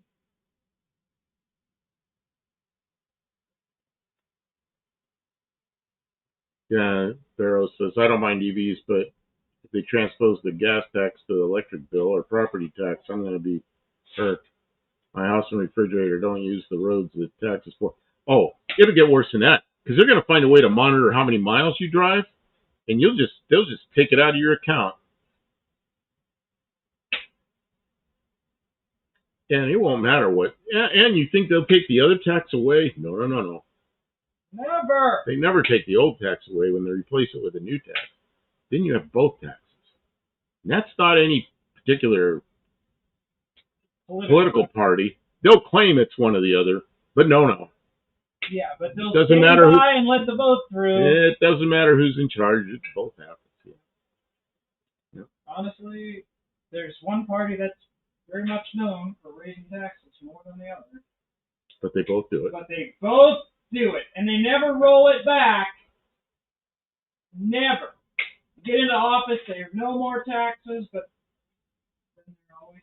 You know what? Remember George Bush? No, read my lips. That was the first George Bush. The second George Bush, which was in 2000s, took away one tax. You remember what it was? It was a telephone tax that was put on during the Mexican-American War. And it was supposed to be taken off as soon as the war was over. And George W. Bush took it off, our phone bill, in the 2000s. From the Mexican-American War. Which was what? Late 1800s? Early 1900s? I don't even know when it was. Over 100 years. It only took 100 years. Only took 100 years to get that off the telephone bill. American War. Well, there you go. Now you can't say never. One time it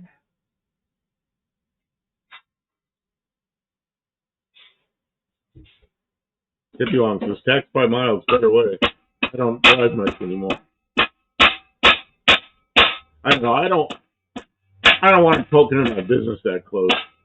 Well, they're doing it. They're going to do it anyway. I know, but I just they're don't. Already doing it. I don't want all those data centers are for. You don't think those data centers are for? Yeah, I know. They're so they can track you. Track some money, get some money out of you for something you do. They're going to track you, and then they're going to think of a way to monetize all that tracking. Sell it to the government, sell it to foreign governments, sell it to corporations.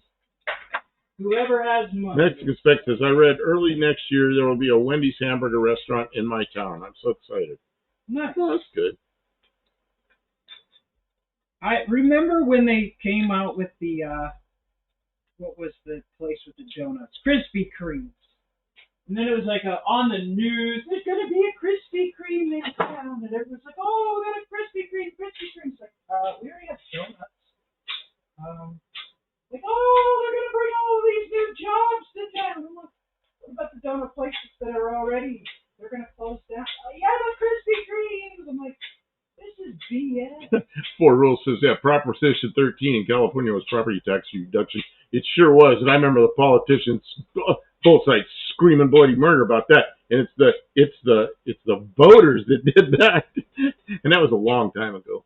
But it was the voters. It took the voters to get that proposition through and then to vote it. And it won. Big time. That was like the people against the politicians.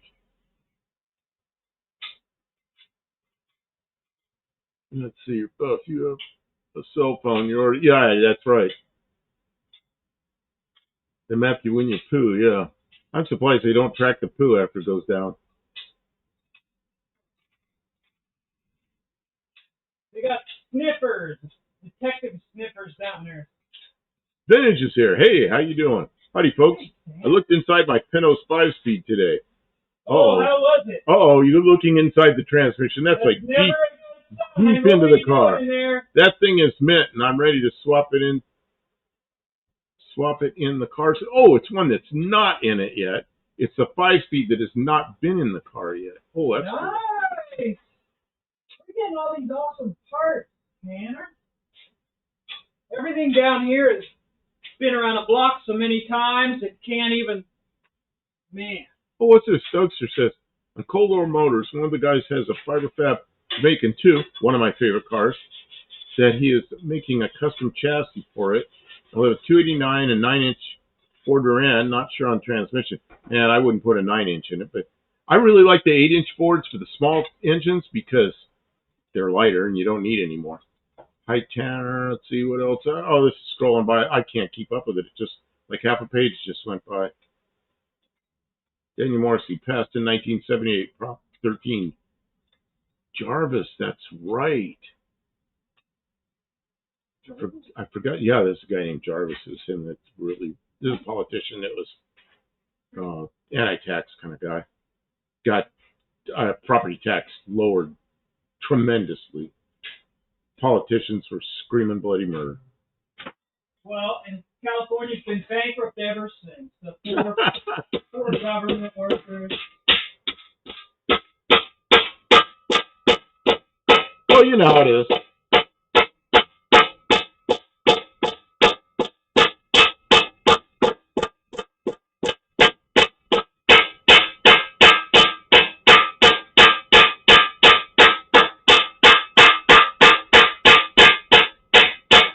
Sorry. Okay.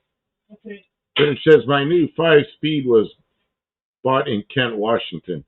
I made Janie stop to pick it up after we left the airport. Oh, yeah. I'm sorry. I didn't see that part of the video, did I?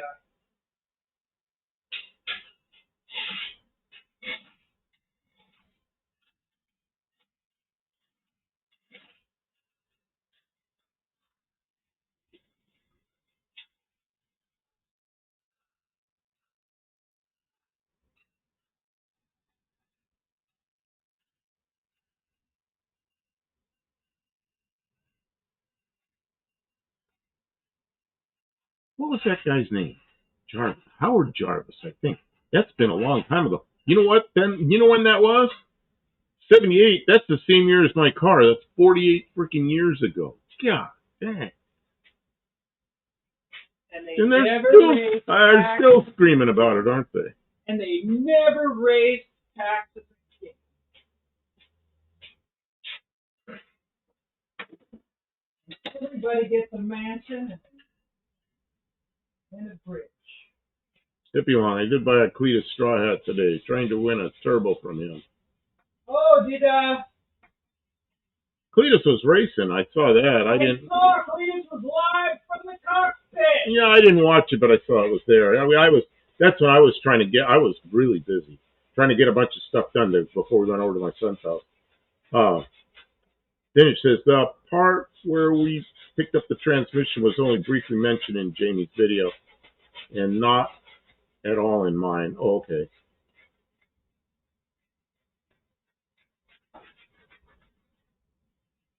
Mexican inspectors about 10 years ago, they stopped charging us tenencia, which was introduced to pay for the 1968 Olympics in Mexico. Sounds about right. Surprised they stopped 10 years ago. And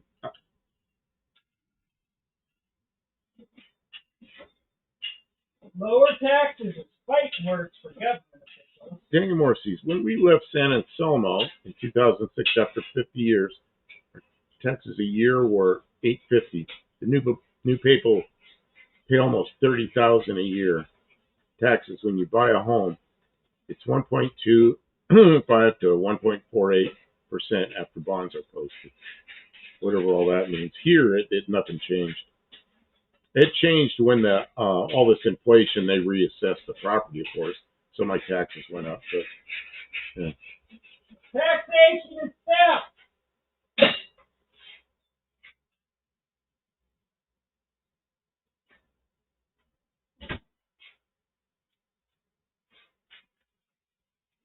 This is talking about the governor of California got him out of debt. Well, you know what the trick is? Don't get in debt. They always spend more money than they bring in. You know, everybody lives within their means, unless you have the power to tax. And then you just spend as much as you want and then cry.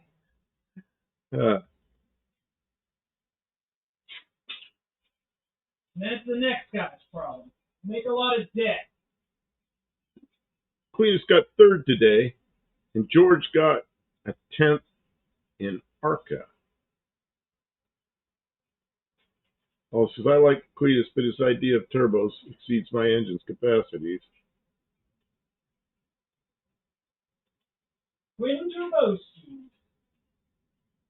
Dean says I haven't watched the second yet, Tannerite, but I loved every short. Okay. Hippie Long Arcade. Cletus got 32nd in the O'Reilly series. Senior says Night night, everyone. Mikey needs to get up at 5 a.m. Have a fun and happy Easter. You too. Have a good day. Or have a good night and then a good day.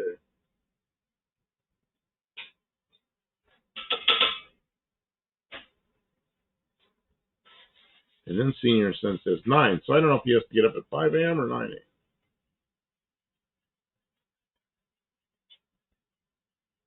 Then it says, looking into my transmission stuff, it seems I need to verify that I have the correct input shaft length. 4-cylinder and V6 have different, or probably shaft length by over an inch. Oh, yeah, you have to figure that out. You might have to pull them out and look at them, and then I don't know what to do if they're wrong. Well, they should be interchangeable. You just have to buy the right one. All it takes is money. Yeah, that's what it always is. All it takes Usually is money. comes back to money.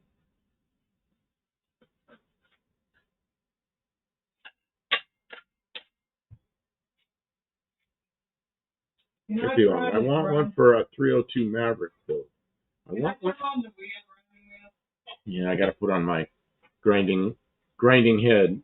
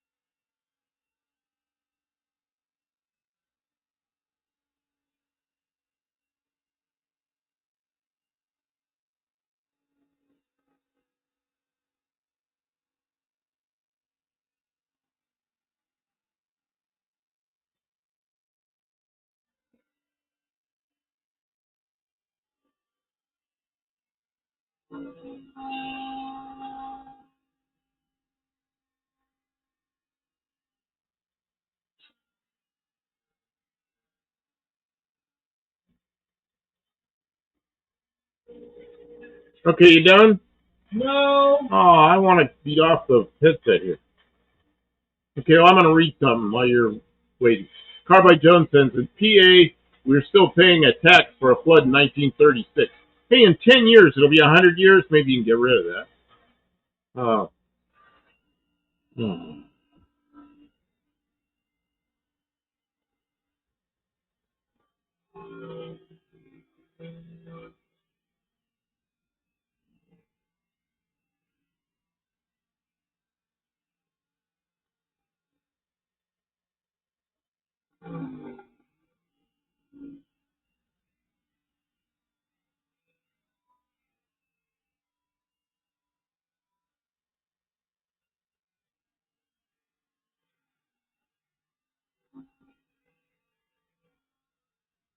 Yeah, she's noisy tonight.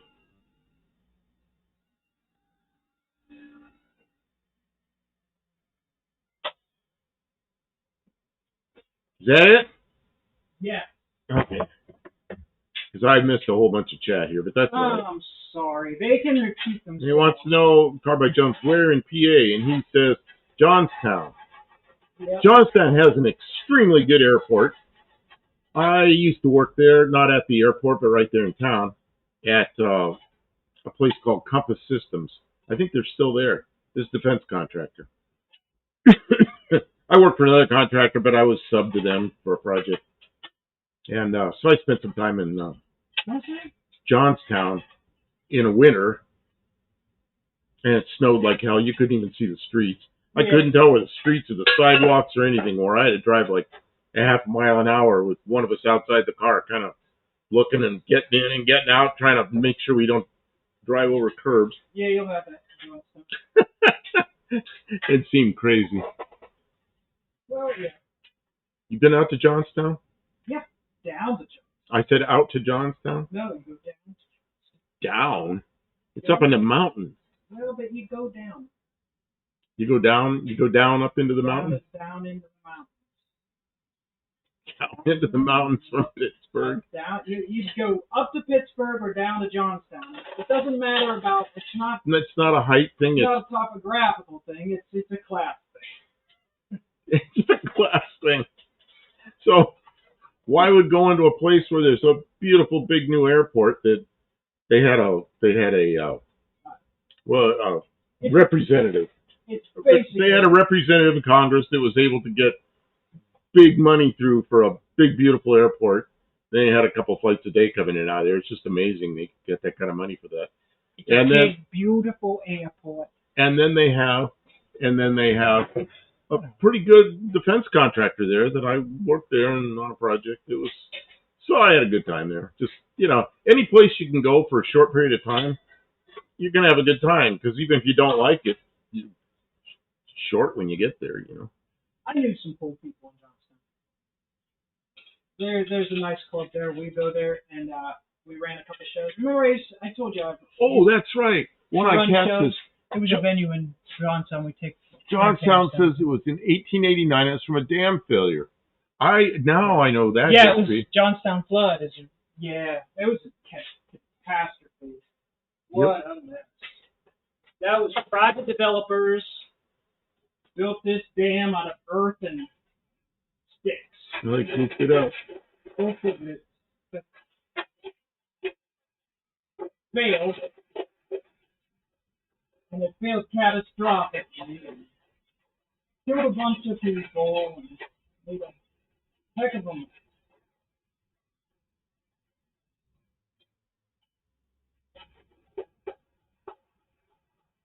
He joined ARCA today. What is ARCA? I'm not sure what ARCA is. Some kind of racing organization. I put both my scamps in car show earlier today.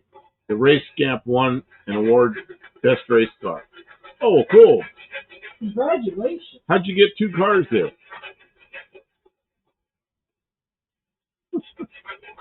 Towed one. Had 2 people to drive. I don't know. Car show is next door.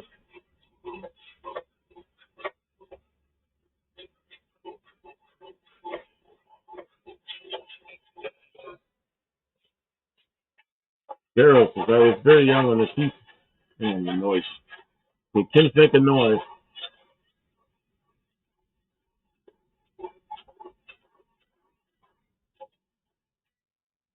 Working on steel is nice. I lost my place. Oh no, I'm sorry. I know I lost my. Braden's here. Good evening. Oh, Barrow says, I was very young when the Teton Dam broke, but I do remember going to the Snake River and seeing houses and trees floating down the river. Man. Oh, that's... Do you remember Knievel jumping over the Snake River? Or partway jumping over the Snake River? I don't know if he's that old. That was, I think, in 1974. I was in the Air Force when that happened.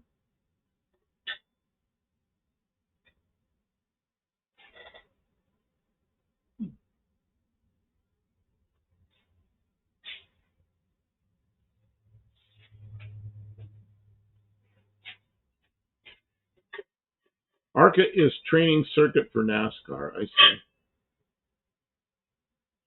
Oh, I see. Okay, it says you have NASCAR Top Dogs, then O'Reilly Cars, then ARCA. Okay. I'll say this for seeing it. I'm glad to see YouTubers get into this. Somebody coming in from a different direction. It's kind of one of us. Might be one of the big guys in the YouTube club, but nobody else could do it. A YouTuber. Mm-hmm. I'll bet you they hate it. Well, yeah, he's one of those guys, big YouTuber. I didn't watch him much until I saw. I still don't watch him a lot, but when I saw him fly that helicopter and then talk about the airplane accident, it's like, man, this guy understands aerodynamics quite well.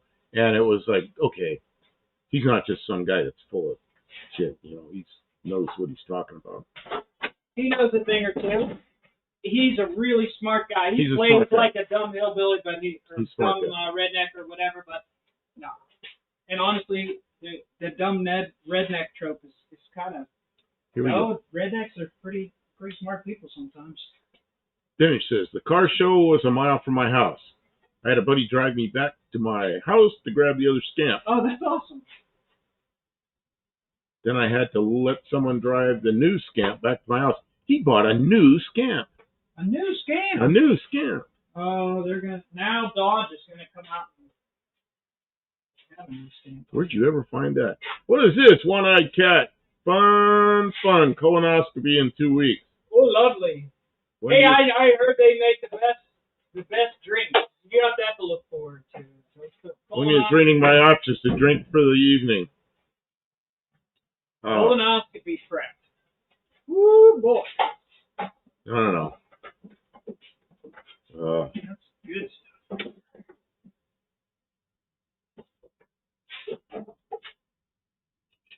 The orange flavored stuff is that the? Ooh. Yeah. Why, have you had this stuff? Twice.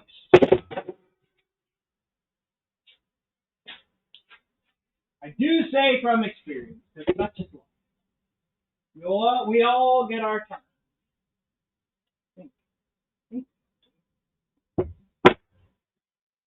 What, have you not? No. No, at your age? My father, he's about my age, had a colonoscopy, and it about killed him. My grandfather passed away shortly after colonoscopy. My father lasted 11 days, and I thought he was going to die. And he couldn't hold any liquid down. He couldn't hold anything down.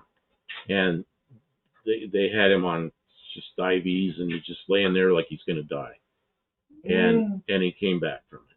I'm so sorry, because like I said, my grandfather, he passed away a couple of weeks after his. He had, I think he had a stroke. And then 10 years later, he's 80-something, they want to have another colonoscopy. And he goes, I got to get a second opinion. The other doctor looked at him and looked at his medical records and goes, no, what are you, stupid?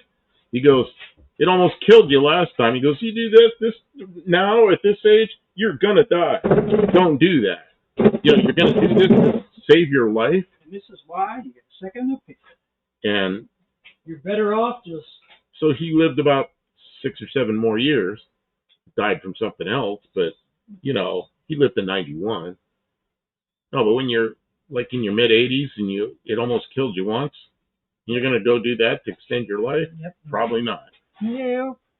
What you doing? I'll pass. Dual camera. Dual cameras. I'm going to do just a little bit of welding. This thing looks really funny, this big point. Which one? I don't know. I'm looking at That's expansion. I'm trying to figure out. Yeah, you're not supposed to say joints on here, but expansion joints. That's right. Well, this far into, nobody's going to catch us, I don't think. Oh, but if you write it or if you put it in print somewhere. The people who are going to watch it are already watching. Right, but if you use that word, that's right. Expansion joints, and they know that means drugs, and they're going to stop you. And then I said drugs too. So.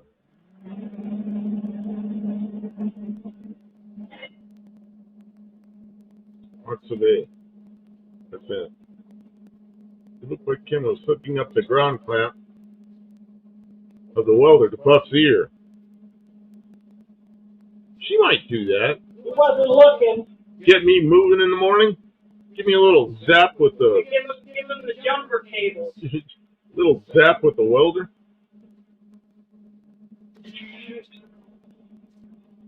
I electrocuted myself with a starter wire. I forgot to even electrocute myself.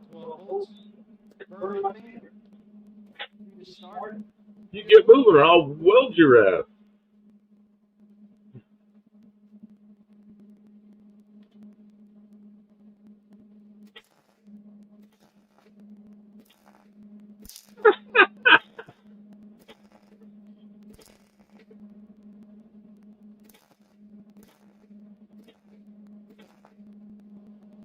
Kevin says, put some black tape on your welder, on your ground clamp to see how long it takes you to find it.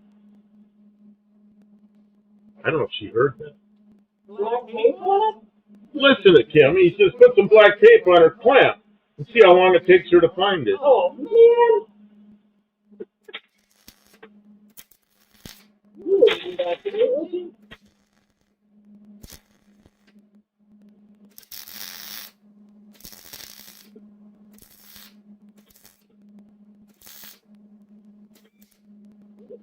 I saw that shoot through there. Hit me long because my joints hurt today. Don't put that in that, like in the YouTube print somewhere, like in a description.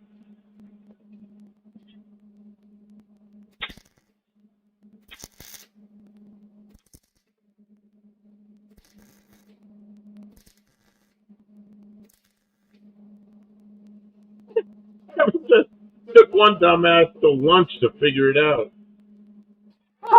He didn't weld for like the whole morning because he couldn't find the tape on his. I can imagine swearing. You know, in that shop.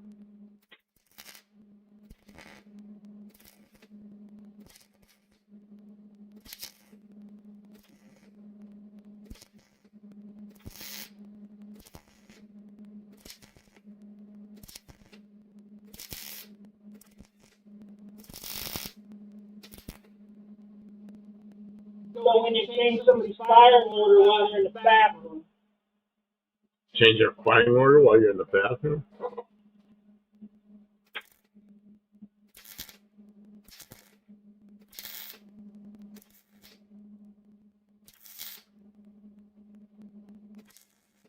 Crazy.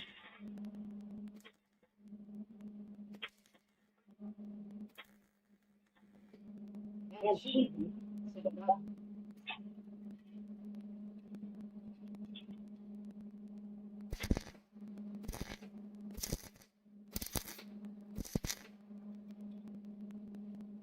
Can't see them cheat.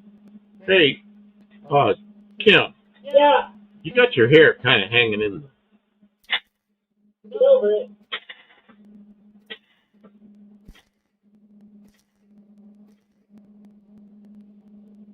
Carbide zones, those natural disasters are no joke. Lost places, canned water, no power.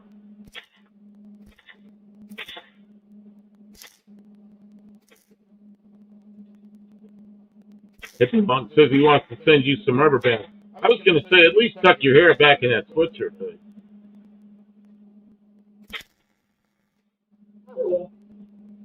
Well, I'm starting to smell burned hair, you know.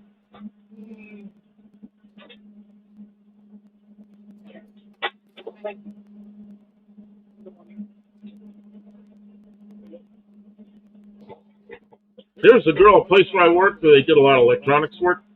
And she stole a heat gun from work. And she came in one day and all her hair was all just about gone, burned off her head. I'd say she got it too hot. It's all like little stubbles all twisted up, burned in. She get for stealing a heat gun.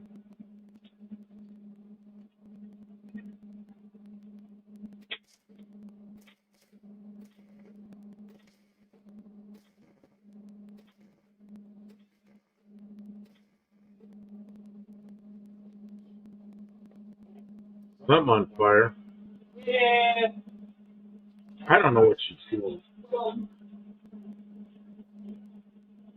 Gotta square off those triangle things. Oh, I thought you were going to cut them off square. Well, they won't be long enough. Okay, well, I didn't know what you're doing. Okay, now it makes sense. Cut it twice and it's still too short. Cut it off twice and it's still too short. That'll work. That'll only leave a little.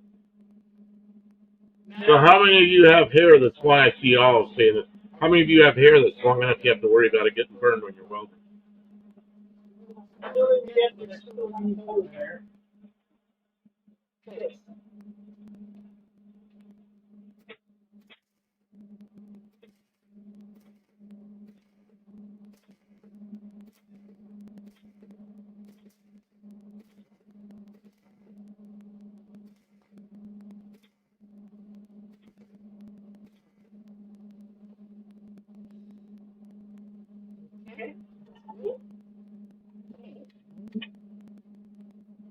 Yeah, Tanner does. You're right. I've seen Tanner's area.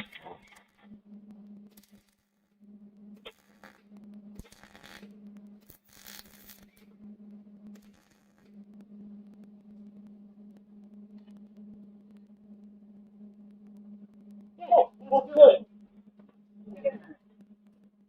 It's messy, but nobody's gonna have their head underneath the manifold anyway. One-eyed cat. You're not supposed to ask that. Who's gonna stick their head under the manifold to do it well? And if they do, I'll slap them upside the head. Cause mind your business.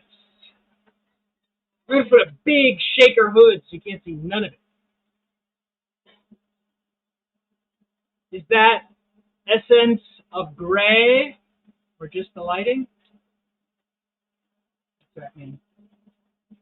Well, when you've got your hood on, the hair on this side of your hood is blonde. On this side of the hair, it's not so blonde. It's just... See, sometimes it's kind of light red, sometimes it's blonde, and sometimes it's got some gray. Right, I earned every one of these stupid hairs. And mine's turned blonde again. At least it ain't fallen out yet.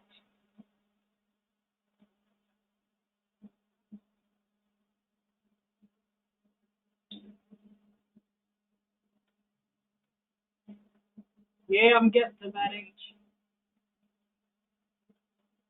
I feel on my back and armpit there is braided restaurant spot. Eyebrows are like mad scientists. Yeah, my eyebrows. Yeah, the older I get, the hair on top starts getting a little thinner. Although I'm not bald, but it's starting to get thinner. But like around my ears and my eyebrows, it grows so fast I can't cut it fast enough. Every week, Migrated. every week before the Tuesday Night Live, when I'm lit up much better, I'm trimming the hell out of my eyebrows because they'll just look like Brezhnev, you know? It's just the lighting on. I'm AI anyways. I'm not even real. My AI avatar has the gray hair. In real life, I'm young and blonde. Imagine me as I am in real life. Hippie log.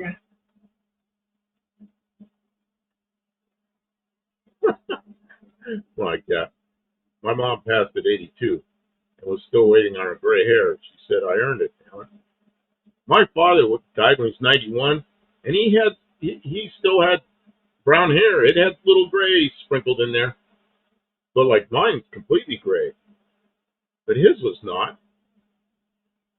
He was in his early 80s, I think, before he really had much gray at all.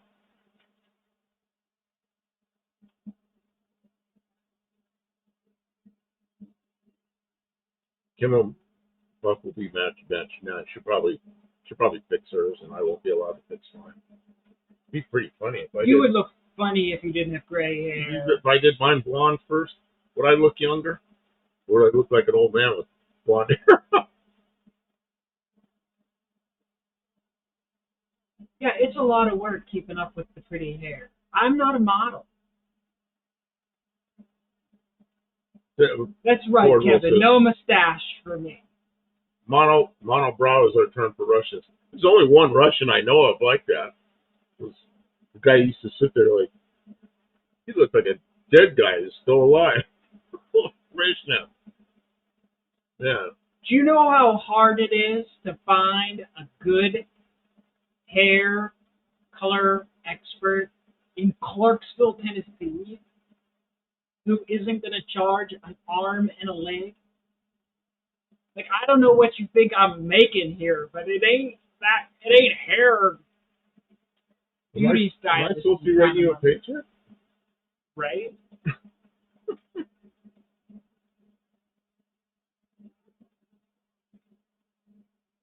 Yeah, my brother's been doing a comb over. My brother's a year younger than me. He's been doing a comb over since he's been in high school, maybe even junior high school. And now he's just got a little hair on the sides. But I have hair. It grows enough that I got to cut it every few weeks. It grows pretty fast, but it is getting a little thinner. Right up in this area, a little thinner. But if I let it grow, it'll grow down past my ears.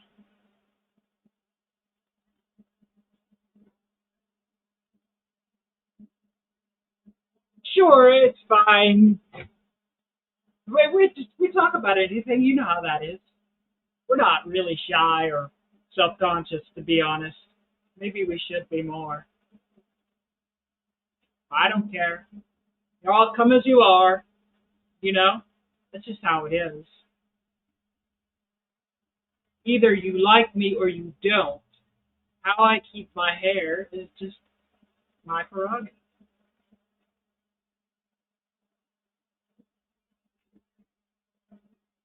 Arrows.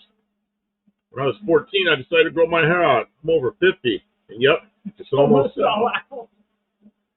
That's the problem. You grow it long like that, you run out. I grew my hair like down the bottom of my ears and kind of that way.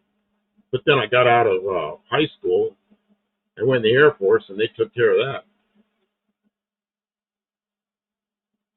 Man, there was a guy in my Air Force basic training, and the first day we get in there, of course, we're all in our civilian clothes and hair long and everything. And the first day, they issue you all these clothes, and they cut your hair off, and then they charge you for it. So, no, this is in the 70s. Nobody wanted short hair. A whole bunch of us come in there, and one of the guys that was in there was a tall, thin black guy, and his hair, he had this enormous afro. And the barber goes like this, points at him, he goes, "You, come here." And he took clippers that looked like, oh my God, man, it looked like as close to a lawnmower as you can get. And he went like 5 swipes down his hair. And his head looked like it was about this big. he was, they charged him for it. It was like, oh my God, here we go. Oh, they're going to cut my hair up. Yeah, but that guy, he and I ended up being kind of friends. His last name was Randolph. I don't remember his first name. Nobody knew anybody's first names. Mm. So, yeah, I mean, ever since that day, he's a tall guy with kind of a small looking head. The first day, his head looked like it was big. God, that was funny. Mike N says, "How long did you have the handlebars?" This? I used to have a full beard that was dark, and I didn't keep it real long. But then it started getting gray and more gray and more gray, and then I kept coloring it dark and coloring it dark. And one day I was married at the time. My wife said, just stop that foolishness. Shit was like a week later, the whole thing was gray because I kept it pretty short. And I hated it. And we just moved here from Ohio. So I just cut it into, I started living in Tennessee. I better look like a hillbilly. So I did this. And I actually like this better than the full beard. That's messy. Real messy in a shop, of course. I have a friend who's a stylist, and one of these days maybe she'll come down here and do it. I don't know. I'm not against it. I just been busy. I was depressed this winter. I didn't care, and now I'm just stubborn. Now I'm just being stubborn. You're trying to, that's it. Oh, that's that piece of steel I got for free. No, you know where this came out of? The blue truck, the blue 4x4 Ram truck, the one that's fallen off the frame because of rust. This was the floorboard. The one that what's his name drove down there. Yeah, RC Industry. Yeah. Well, this metal came off. They took two big squares of steel and stuck them down for the floorboards, but that didn't fix the frame. But they put some kind of like anti-skid tape on, and this stuff is miserable to get off, and I need to get it cleaned up so I can use it and weld it. I'm scavenging. I guess I could cut up a brand new piece of metal, but that stuff's expensive. It was like $70 for that piece of metal. I'm not going to cut a tiny piece off like this and waste it.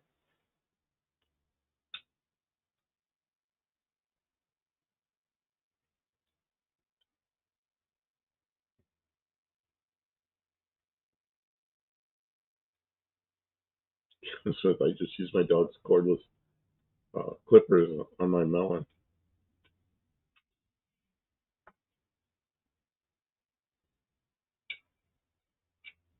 Kevin Frankie Smith Ferrari. I don't know if she must. I don't know what all that means. All it says it looks fine, Kim. Well, thank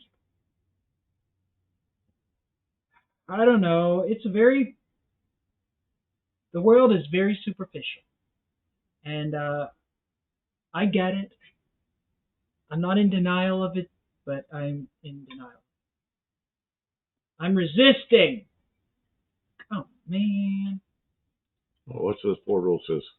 Hippie, if had money, I would buy a Ben Alameda car or engine as a Fox body for $35,000. It is really fast. 5's in the 8th mile. 5's in the 8th miles fast.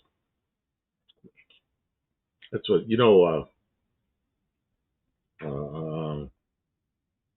God, Dylan. Let's see, go by, Levi. Levi's Hot Rod Garage, whatever his name is. Dylan Levi. Yeah, Levi's Backyard Performance. Dylan Levi, he comes in here, he's got a 5-second Laguna. Was that the fastest car at No Name Nationals, or was it just the first one to be the fastest? You know who was the fastest one? Professor P? Professor P, yep. Yeah, well, Professor P is an engineer at Edelbrock, so... Engineer at Edelbrock had the fastest car there. Yeah. And it was an old Dodge Dart. It's what, 67 Dart? 66. It's the same as mine. Oh, it's 66 Dart. That's right, same as yours. Yeah, I was thinking it was the new body style. No, the new body style. Gosh, that car pretty. The new body style he drives is green, and it's a 4-door. And it's a slant.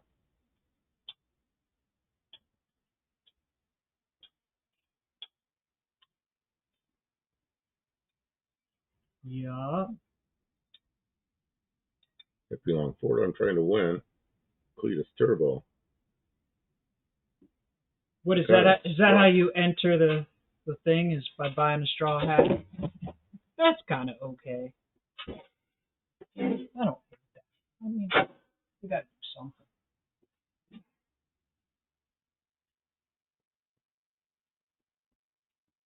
Buy a straw hat, enter to win. What are they entering to win? They want a turbo. Turbos? Twin turbos, Steve, or just one turbo? Gotta be twin turbos, these are nothing for me. Gene Stevens says Cookie Monster in the. I don't think it's beige either. I'm gonna go outside for a second and clean this with some solvent. I don't care that it's raining.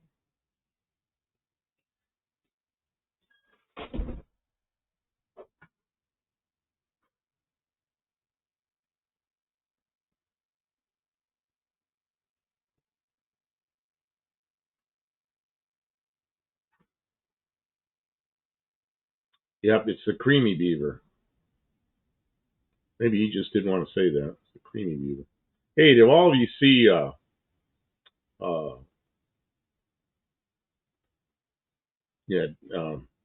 Shane, what's his name? Slant Daily Garage. You see the dare with the eating a bug. It was like a half-hour long video, but it was worth watching. One of his daughters said, eat a big old bug that was like some bugs they got to eat.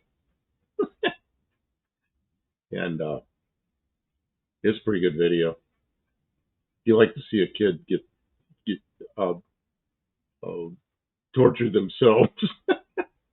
She did it though.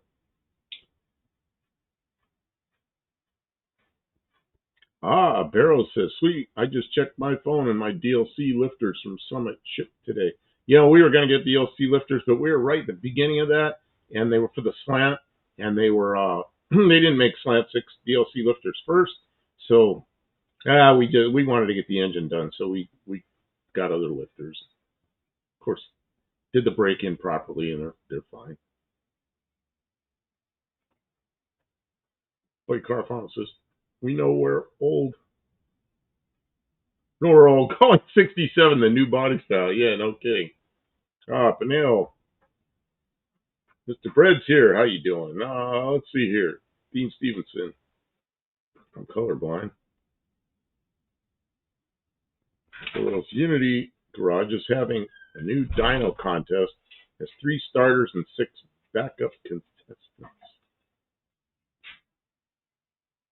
Unity Motorsports Garage? Oh, they're good people. What are they contesting?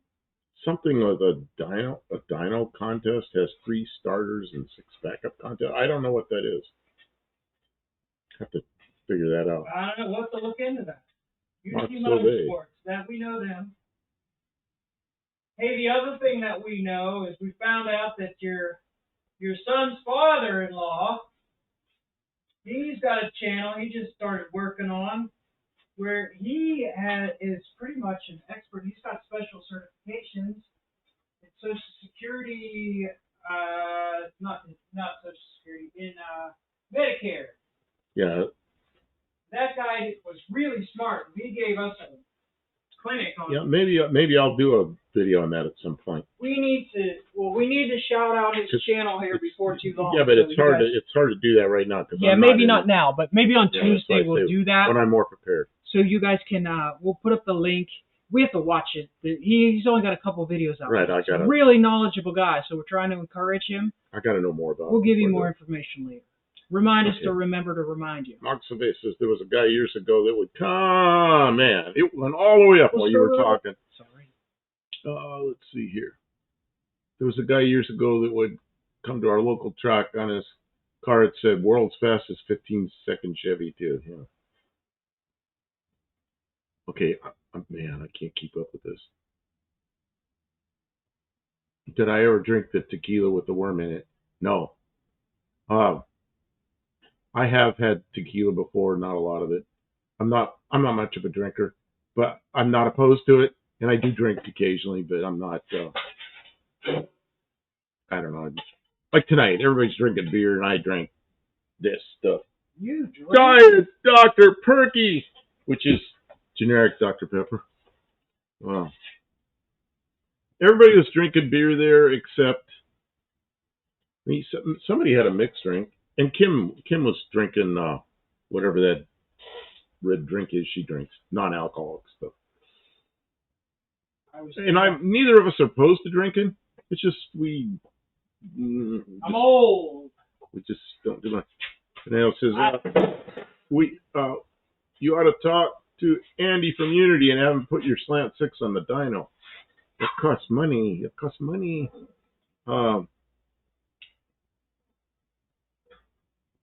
And I don't know, why do we really want to put the slant 6 on it? Once we got the turbo on it, we'll talk to him. Maybe. How's that for a deal? We absolutely will. To me, a hot rod is fun. If it feels good, it's good enough. Just so. You raised Tony. Let's see, Ford Roll says, he raised Tony. The Unity Garage has a 429 small block. Yeah, he has the what is that thing called? The Casper.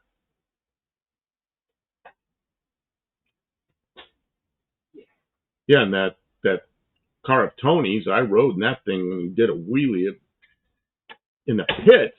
Tony, you did a wheelie in the pits with me in the back seat. It's like, but it was in the pits way off to one side where there was nobody else, and he jumped on it. I couldn't believe it. And he wasn't spraying it yet. It was just a 318 built Tony's way. It's like, holy crap. Man. He knew what he was doing with the car.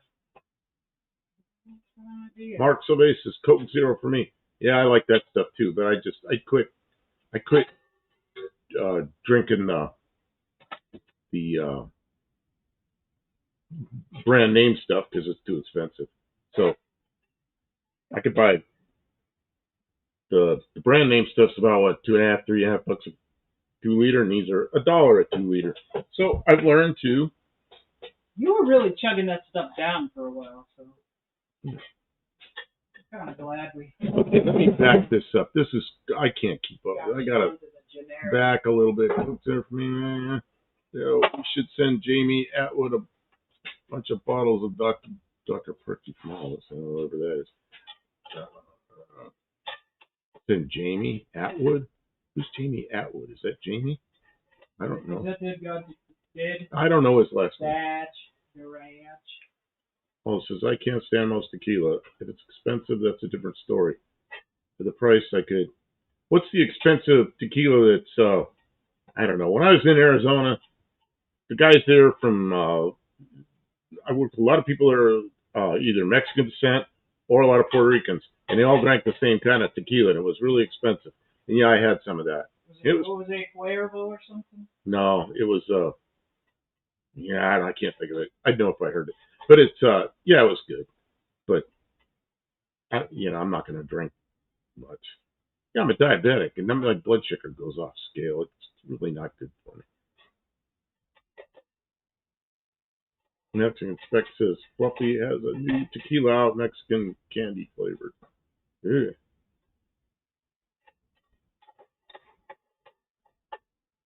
Kevin, I'm kind of a Dunham's Walter with the word. I don't know what that means.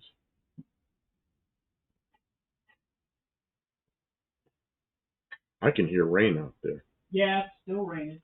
Still raining. Mexican Spec says some people are like that. I just couldn't drink it. It has to have side effects like regular Coke. The regular Coke's just so full of sugar. That's just stupid for me to drink that. So it's either going to be diet drinks or water. Even milk has that milk you drink. I wonder what the sugar is on that lactose-free milk, because the lactose is where the sugar comes from, I think. Lactose is a sugar, right? I don't know exactly. Yeah, I don't know, lactose-free milk. I should look into that, because maybe I could drink that. But that's still, I know it's got a lot of, probably, I don't know. I'll have to look at it, see what's going on. I've got some liver to cook, and I got more than one pack of liver to cook. The liver, if you soak it in milk for at least a couple hours, maybe a half a day, something like that, and that takes a lot of that metal taste out of the liver, and you can make some. I mean, you got to know how to cook liver, but I know how to do it. So it did come out really good last time. She liked the liver I made last time. Yeah, so it was real. You did good. You could cook it any time. Don Julio, no. Yeah, I don't.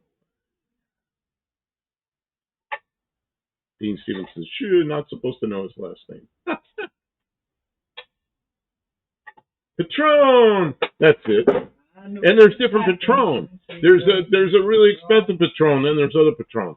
It's the expensive Patron, of course, and they, there's a bunch of guys that are test pilots. They make pretty good money, and they buy good stuff. And yeah, I've had some. Missing half the thing she bought. Patron, I don't know why I can't think of names anymore. So now Kim's gonna sing. So start by kicking out her shoes. Leave me ring in her ring. Something about a bathroom stall. Drop a contact down the stairs. Hey Kim, face the camera while you sing. No.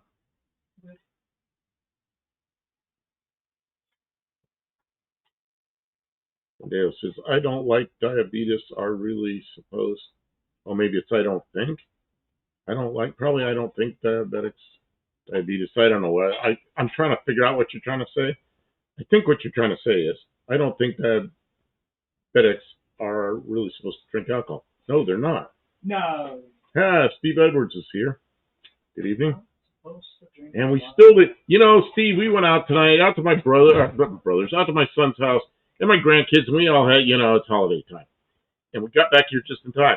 And once again, I forgot to bring the radio and the mic to the shop. Because it hasn't been, you know what it was? It was a good deal, and I grabbed it while I could, but it wasn't the real top priority. It's going to go in this car when this car is finished, so it still wouldn't hurt for me to try it, I guess.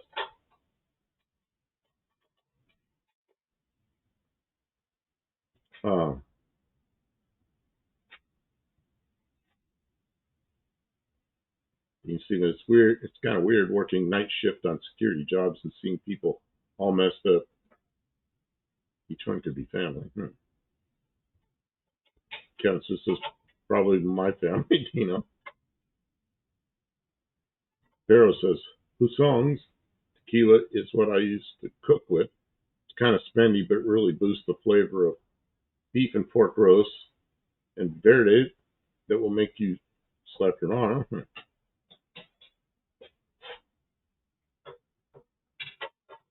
It says, if I drank, I would just drink the Costco brand. No need to waste money on somebody's name. You know what I learned when I was younger, before I was diabetic, and there was a doctor that I knew that used to buy this. What's the whiskey that comes in a purple bottle, Kim? The purple bag in the bottle. Oh, Somebody will know.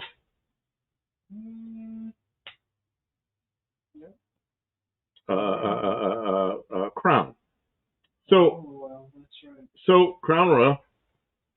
But I drink a little whiskey or something sometimes. I have a splitting headache, and I drink that stuff. I wouldn't have a headache. He goes, no, it's because you're drinking the cheap stuff, and that's why you got headaches. He goes, the expensive booze isn't going to give you the headache. I go, okay. Because it wouldn't take much. And I would. So I learned that if you are going to drink, the more expensive stuff will probably won't have that stuff. That won't be half full of some kind of poison. Some kind of rot gut. Mayo says if this is a holiday, I'm not aware of it. Well, it'll be tomorrow.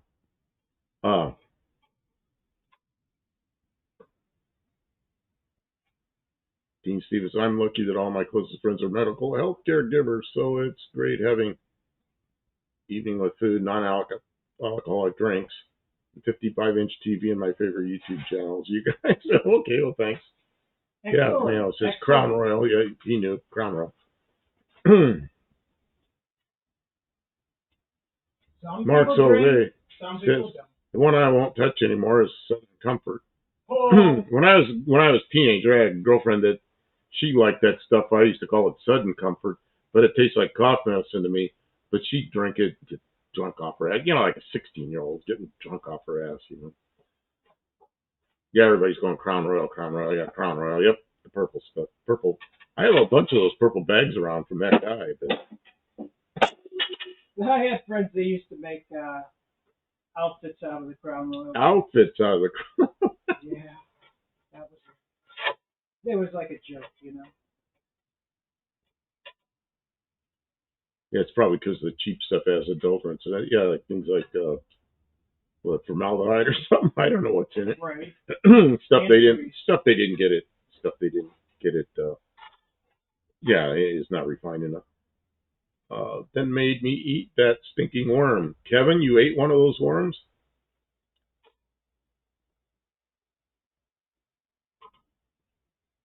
Yeah.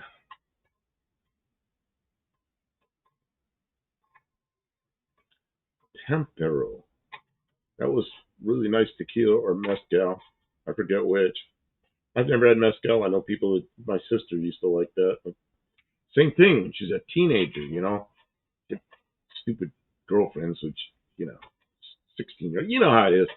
16-year-olds think it's cool to drink. I remember they were drinking that stuff.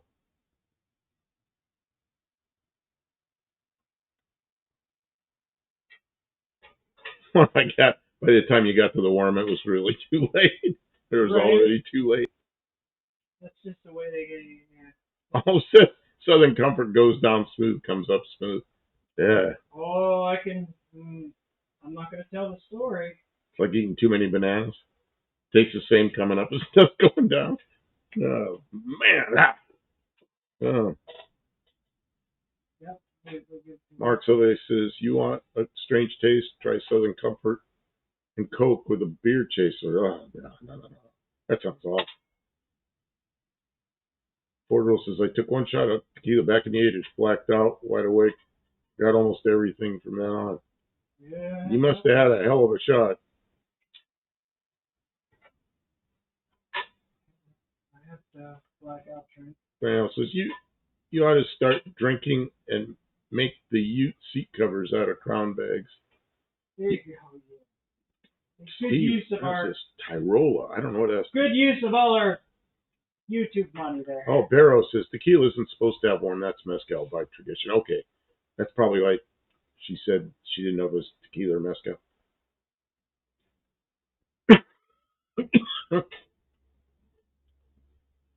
So the upholstery on this is really good. I put a set of bucket seats in it out of some kind of GM car, and they're fine. They fit in there perfectly. The seating position's right. They recline just enough that we put the wall, what do we call that wall? The pickup bed wall, back just far enough so they'll recline a little bit, so I don't have to sit bolt upright. I can recline back a little bit, and I got kind of short legs, so I can slide the seat forward and go back a notch. They're really comfortable, and they're really nice seats, so I don't have to worry about seat upholstery in there. They want strange taste. Tried Dr. Perky with lactose-free milk mixed in it. I bet that's good. Yeah, Laverne and Shirley, all the old folks remember now. Laverne and Shirley, they used to drink, what was it, Pepsi? Pepsi and milk, I think? Or was it Coke and milk? I think it was Pepsi and milk. That sounds disgusting, but, I had to try it. And it was really good. And what it reminded me of? It was like a root beer float. So then I tried root beer and milk. And, of course, that might just well have been ice cream. So I used to drink Pepsi or Coke and milk all the time. It was really good. And so I'm sure the lactose-free milk, I can't tell the difference. I mean, I absolutely cannot tell the difference from the lactose-free milk and the real milk. So I bet you that would work. I'd try that. So you think you're being funny, but I bet it'd be good.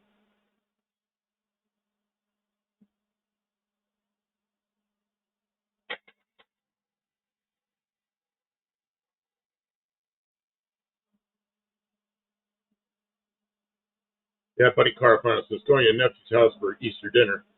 Bringing a jug of Arizona iced tea. No booze for me. Yeah, and I drink Arizona iced tea quite often. Yeah, but I drink the diet Arizona iced tea with ginseng.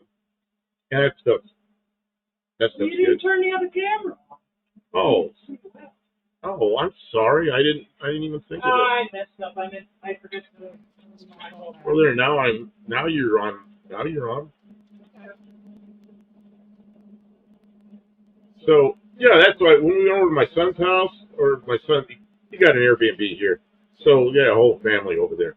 So we some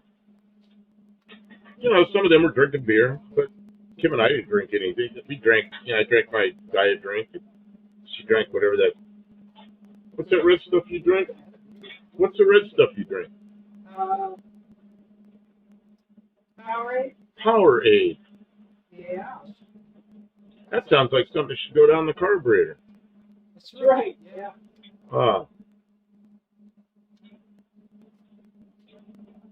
And I know I'm missing something.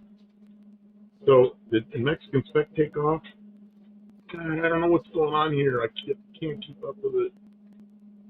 Oh yeah, Mexican spec says he's headed out. Thank you, Mexican spec. Yeah, well that was he's already gone way past, so he's probably gone. So okay, yeah, thanks for being here. If you're still here. Yeah. Is there any mods left? Yeah, there's a whole bunch of mods left here. There's Pharaohs and Kevin and Mexican Spec is still here. He's still here. Yeah, Thanks, Mexican Spec. What day is Mexican Spec live next? Yeah, when are you live Sunday next? Sunday. Are you going to be live tomorrow night? I don't know how late, because I want to try to make it back before you're live. Because we're doing family stuff this weekend, but then we also want to do what we got to do, and I don't want to be out that late anyway. Got to watch those Oreos next week. I don't know what this is. You guys see that? How that fits on there? All it says Coke would curdle the milk, but Pepsi didn't. I never noticed that. Of course, I'm drinking diet drinks, Okay, so what? Okay, you see that goes on there like that. Is there going to be room inside the fender for that? Well, that's why I've got it at an angle like this, so it'll fit in there. Okay.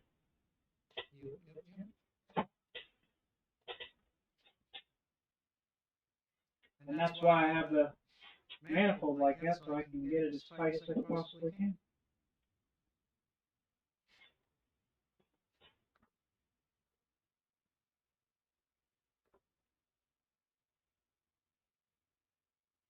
Powerade makes things green?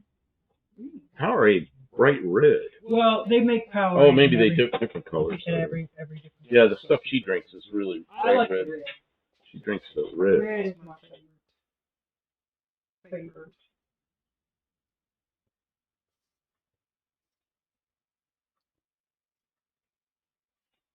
Okay, Mexican Spectrum. Tomorrow, 8:15 p.m. Pacific, which would be 10:15 here.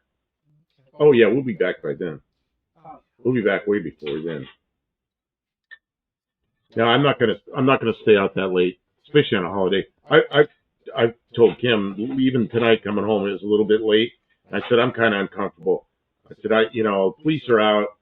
She goes, yeah, but you don't have anything to worry about. We're not drinking. I said, yeah, but all they got to do is see something they want to stop you for, and they're going to run you through the mill. You're going to be out there walking around in the street, touching your nose and all that kind of shit. We were out in the Jeep, but still, it's just put yourself out there, and I don't want the hassle. Or some drunken idiot is out there.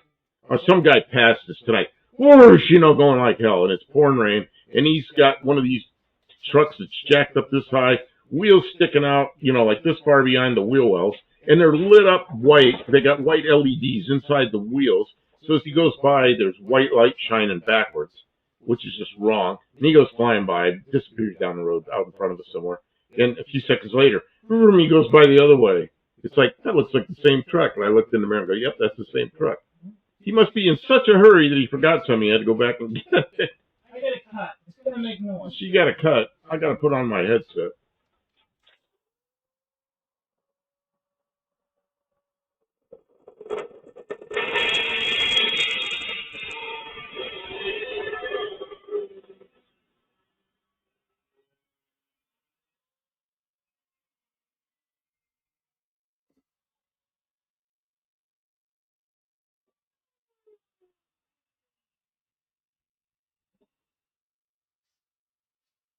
Is that it? Yeah. Now more grind. Now grinding.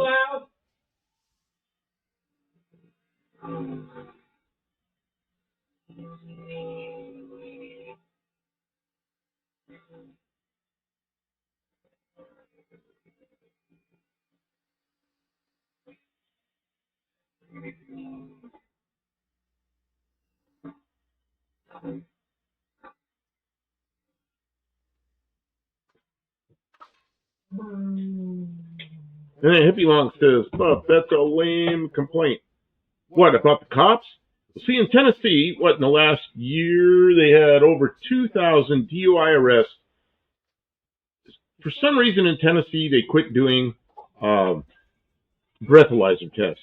They only do blood tests, and it takes about 2 to 3 months to get the blood test back. So they will arrest you for DUI. You will sit in jail overnight until the next day. Then you get in, and the judge will cut you loose on a bond, and then you got to get an attorney and do all this stuff. But they had over 2,000 arrests with people with zero blood alcohol. And you know what? I'm not going to be one of those guys. And I don't want Kim being one of those people. You don't need to be in jail. But the state of Tennessee should be ashamed of themselves. Done that to their citizens. And there are people that are up in arms over this. All these people thrown in jail with zero blood alcohol. And that sucks. And it's the Tennessee Highway Patrol. It's their policy. It's terrible. That's just terrible. And eventually you get cut loose.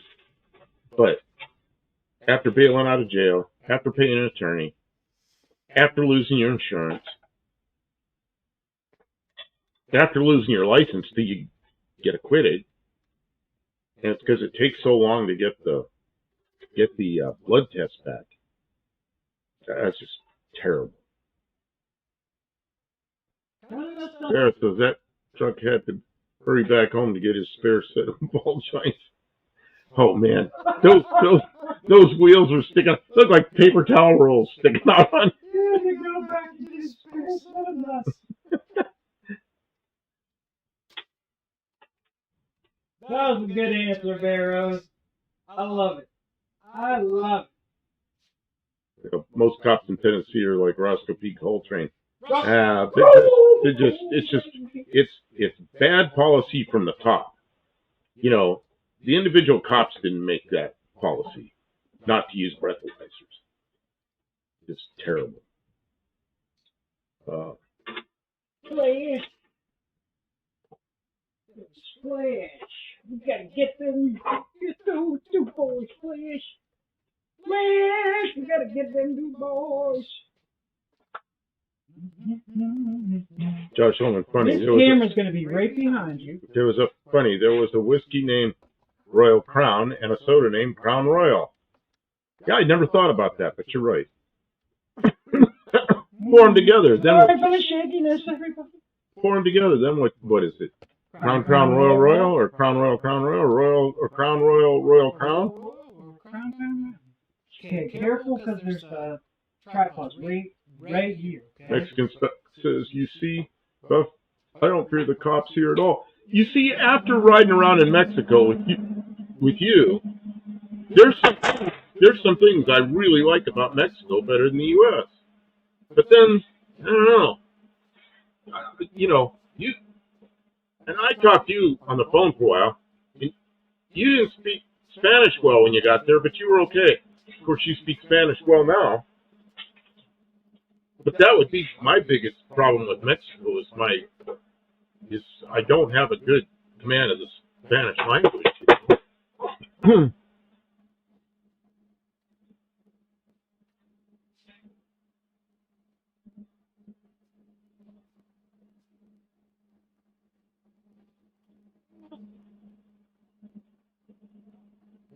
Then you go press saying, honored vet, falsely accused, fight for your people.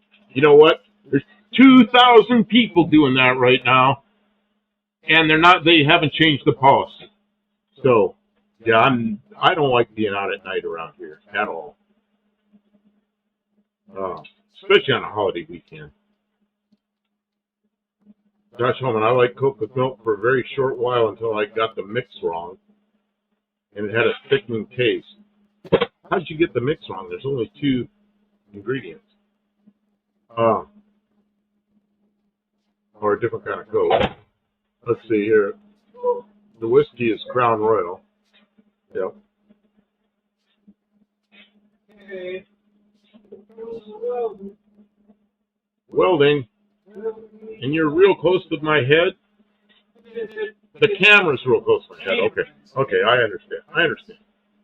RC for me. You know, RC's kind of hard to find around here. I don't know why. I know one store that has it, but they're a bit pricey. I don't know why they are. Bad policy from people like Boss Hog. Yeah, well, it's...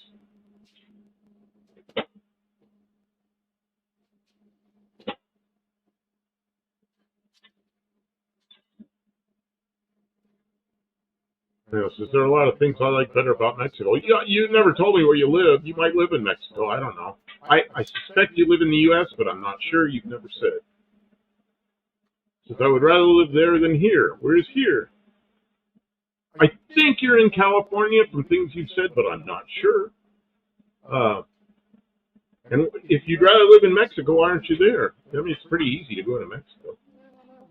I mean, I went into Mexico. I go to Mexico a lot. And never had any problem going into Mexico. Had to have my ID card or my passport ID card or my passport to get back into the U.S. Nobody ever wants to stay in Mexico. And then Mexican spec says he has no desire to go back to the U.S. for anything. I would like him to come back for no-name nationals, but you know he's got family there, and he's got business there, and he's a busy guy there. So you know, come up, meet Tony. Go to that's a pretty good run for him, you know. Yeah. Talk about corruption in Mexico. It's much worse here. You hear me? Yeah.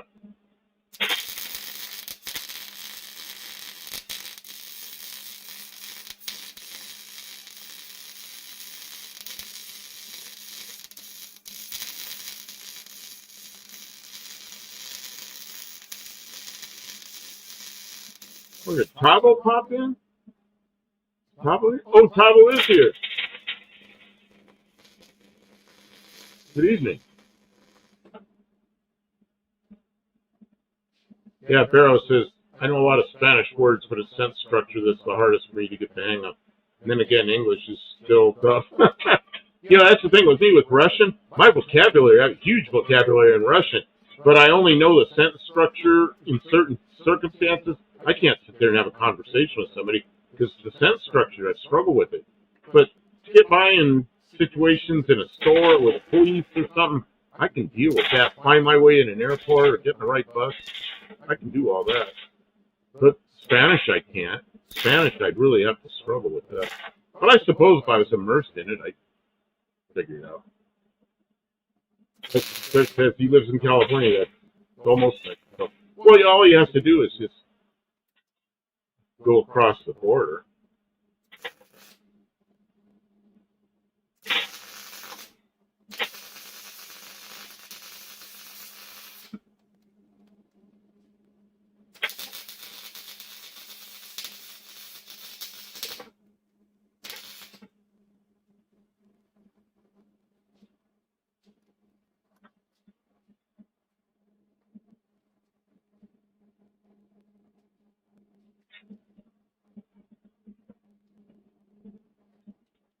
I'm reading all this, but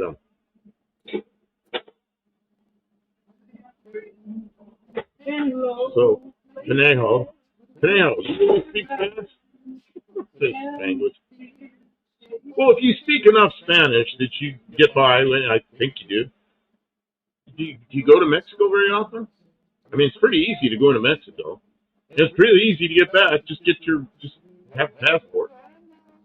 Or get the passport ID card. That's all you need to get back and forth to Mexico, Canada, and a couple of the island countries, you know, in the Caribbean. And that's a cheaper, easier thing to get. But I mean, if you don't have a passport, you ought to have it. Anytime somebody wants to see my birth certificate, I whip out a passport and they go, "Oh yeah, that's good, that's good," because you got to have it's actually a picture ID it's actually better than a birth certificate. So I'm really happy to have a passport. Had one for decades, so you know it's a good thing to have. Geez, I wonder if mine's coming up due. I think mine's still good for 3 or 4 years. But yeah, I mean, let's see.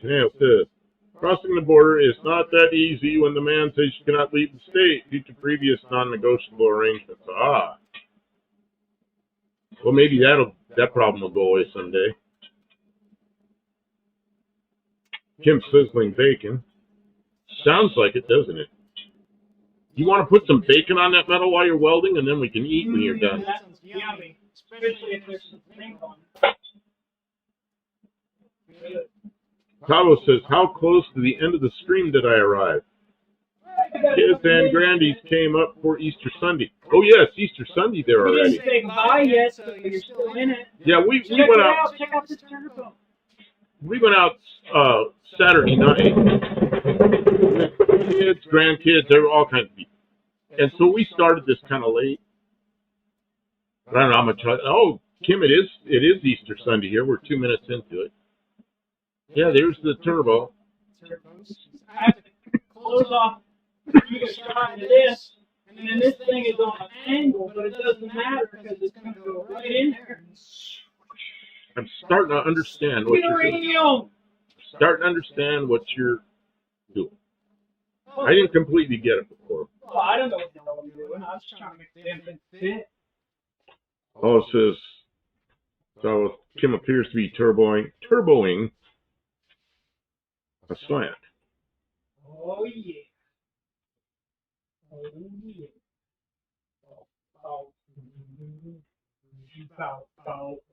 Dean, what's it? They're asking Dean if it's a FE or a 385 block. I'm not sure what that's in reference to.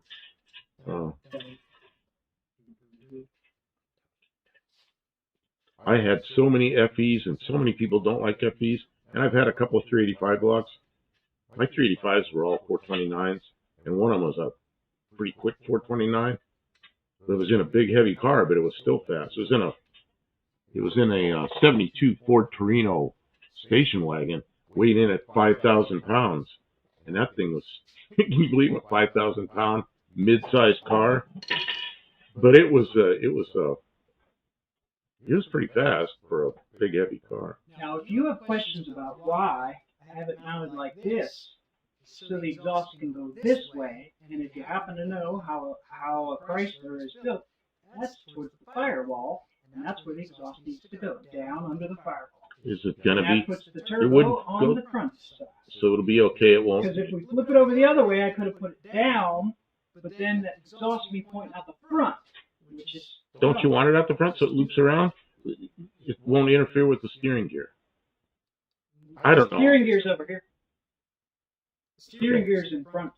Look, I'll show you. Okay, I'll believe you. Oh, front. You don't want to. I don't want to look right now because in the there's stuff on the hood and I'm trying to read this. I looked. You can trust me on it. Yeah, turbo skis. That's a turbo, people. Turbo.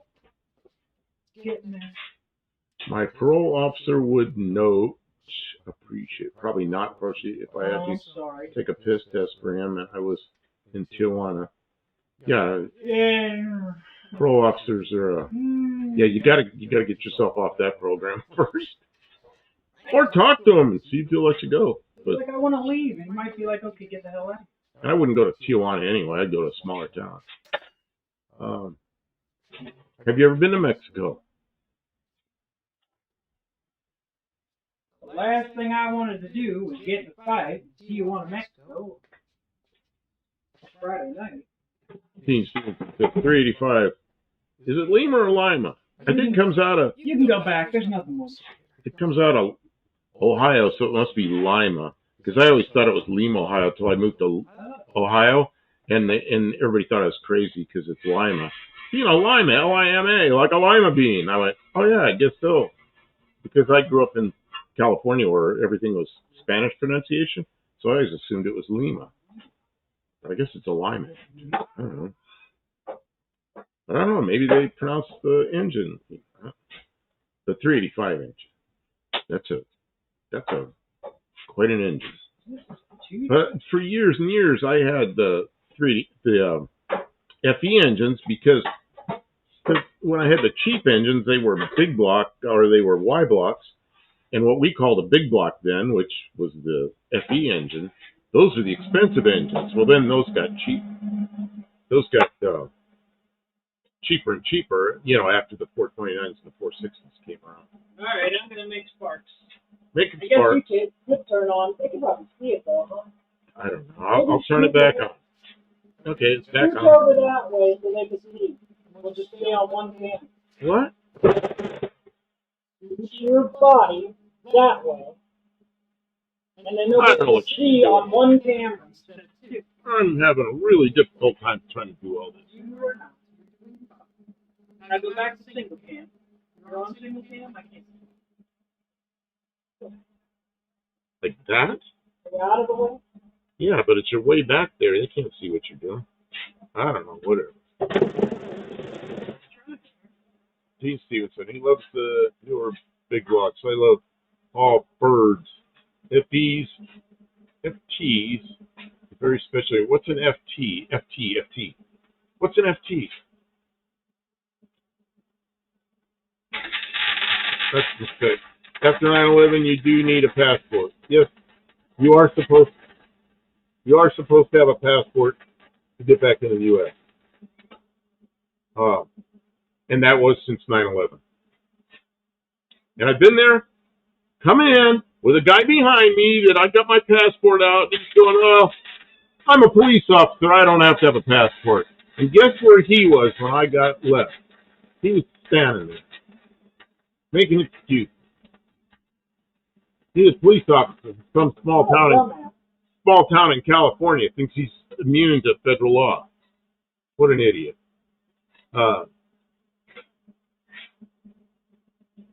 What happens in Mexico stays in Mexico. That's why I'm not permitted to. Yeah, Lima is in Peru.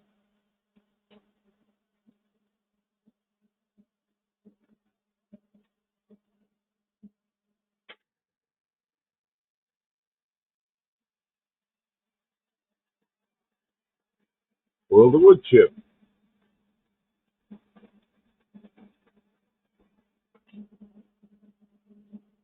Annual host of the AMA Half Mile National. What is that?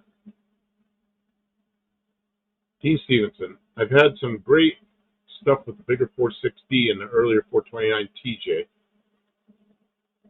CJ, which is, I don't know what TJ is, Cobra Jet, had some parts before the certification of the 4350 and cam retardant deck height changes. That's something I don't like about Fords. They got to mess with deck heights. They got to change belt housings. They got to change and change and change and change. Then it's really hard to make stuff interchange, you know. That's why I got a small block Chevy sitting over there. Everything fits everything. Dean Stevens says, "Oh, that's a truck FE."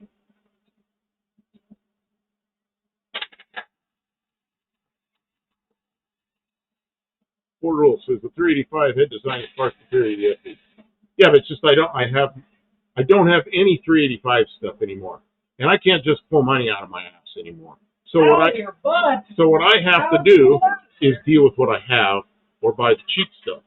So, yeah, but it's the point where FE is kind of a. We don't really want to go that fast either. FE are old enough, and the only FEs that are really worth anything are like 427s, maybe 428s, but those are engines that people. There's like a group of people who want them. It's like a cult engine. So those are worth a lot of money. So, Arrows, cooling about 464 made millions up for many years. And when gas prices go up, you can buy running and driving ones for nickels. And that's kind of what I'm hoping. Although I don't have anything to put a 460 in. What I would really like to have is a nice Windsor to go in my car. But, you know.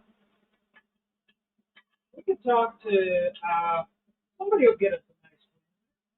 I'll find one. Ford Rule says, I can't fly to Vegas because I need a smart ID or passport. Yeah, or drive. You know, you don't need to fly to Vegas. Well, it could be a long let's see here. No, he's in Bakersfield. That's like. Maybe he doesn't. Yeah, maybe he doesn't drive. I don't know. Maybe you don't. Dean Stevenson, but the Le Mans and NASCAR developed 427 made it very sacred engine to me. We know the 429 would have been so much better without the Boss 429. I don't know, Boss 429 is pretty cool. Okay, I'm missing a whole bunch of stuff. I'm sorry. I would have to pay to get a flight into Mexico as if I needed to get from here. But I could, man, it scrolled by already. But I could get a free flight back here, Garcia, California. Yeah. I know people that flew those airplanes. Do they call them Lima Beaners? People from Lima, Ohio? No easy way to get to Lima, Ohio from here in Akron. You get money in your butt, but yeah. As I say, it doesn't get. I can't pull it out of there anymore. I put my cell phone in my front pocket. That's as far as I will go.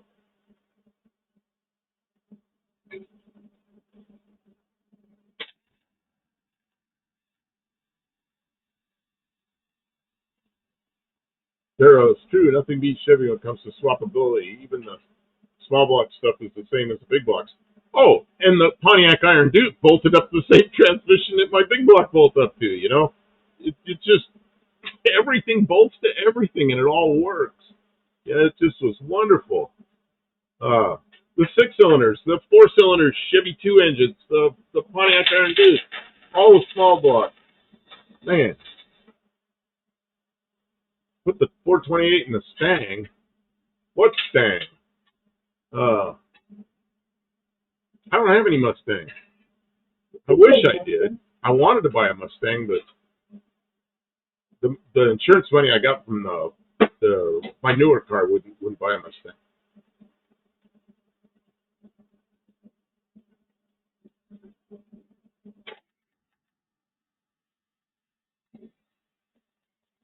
Okay, Mexican spec says he's at it. He's going to take off. Okay, And he already said that once. They stuck around a while, so thanks for sticking around for a while. And I'll be in your life tomorrow night. Oh, and I'll catch you all on Lato. Oh yeah, tomorrow morning is Steve Lato's live show. I guess I rarely ever attend that, but I have. I rarely do. But I watch every one of his videos. Barrows. Kevin Smith, very true, but it's a curse as well because it puts the oil sump in the front. What was that about? Fords are easy to tune with distributor in front. Well, yeah, but there's Fords oil sump in the back. But then there's Chevys with oil sumps in the front. You know, when I had the small block Chevy and the Cougar, '67 Cougar, with a small block Chevy, I used the Chevy 2.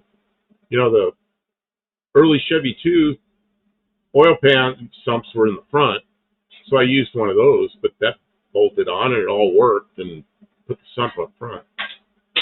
So it didn't bolt into the Cougar, but I made a set of mounts, and that was pretty easy to do. $81. I looked up steel buildings there. It's like $6,900. You can get like a 20 by 40 building where the pool was. Yeah, I think that spot where the pool is 30 feet in diameter. Everything around it is a hillside. So, I don't have a lot of money. But I got a lot of steel. I'm thinking about building a rack that I can just drive straight out onto it. But I don't know. It's talk at this point. Yeah, Kim had some ideas. Kim had some ideas about just building a roof over it, which would be we nice. probably have enough materials around here to do that. Roofing material. Roofing material we'd have to buy, yeah. Yeah. So I mean, everything's so expensive, and labor around here is pretty expensive too.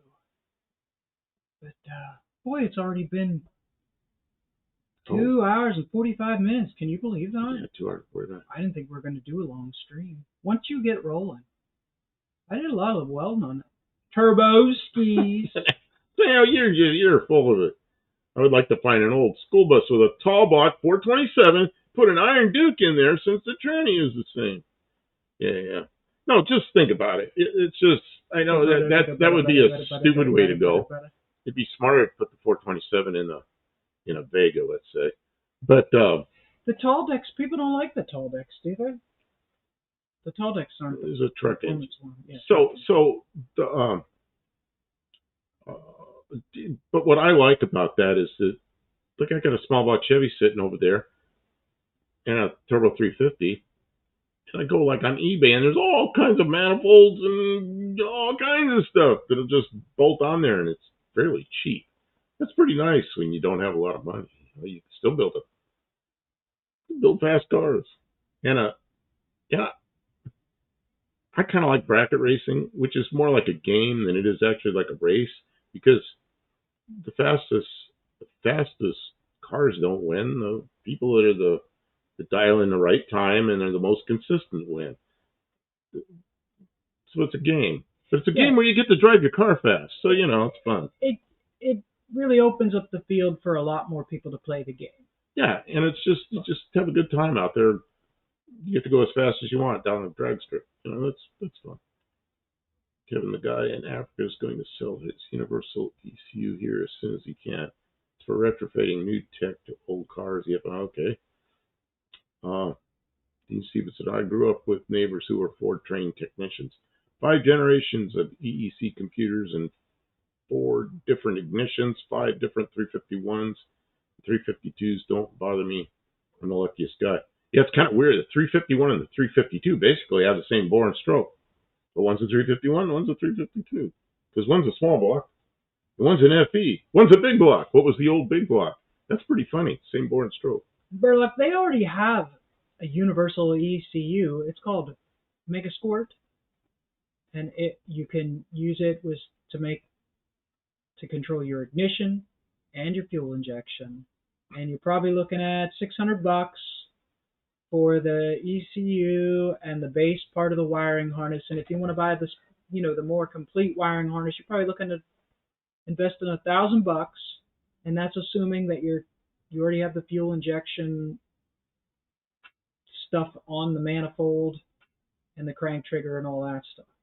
Yeah, so I used to live in a place. The guy in Africa is not reinventing anything that doesn't already exist.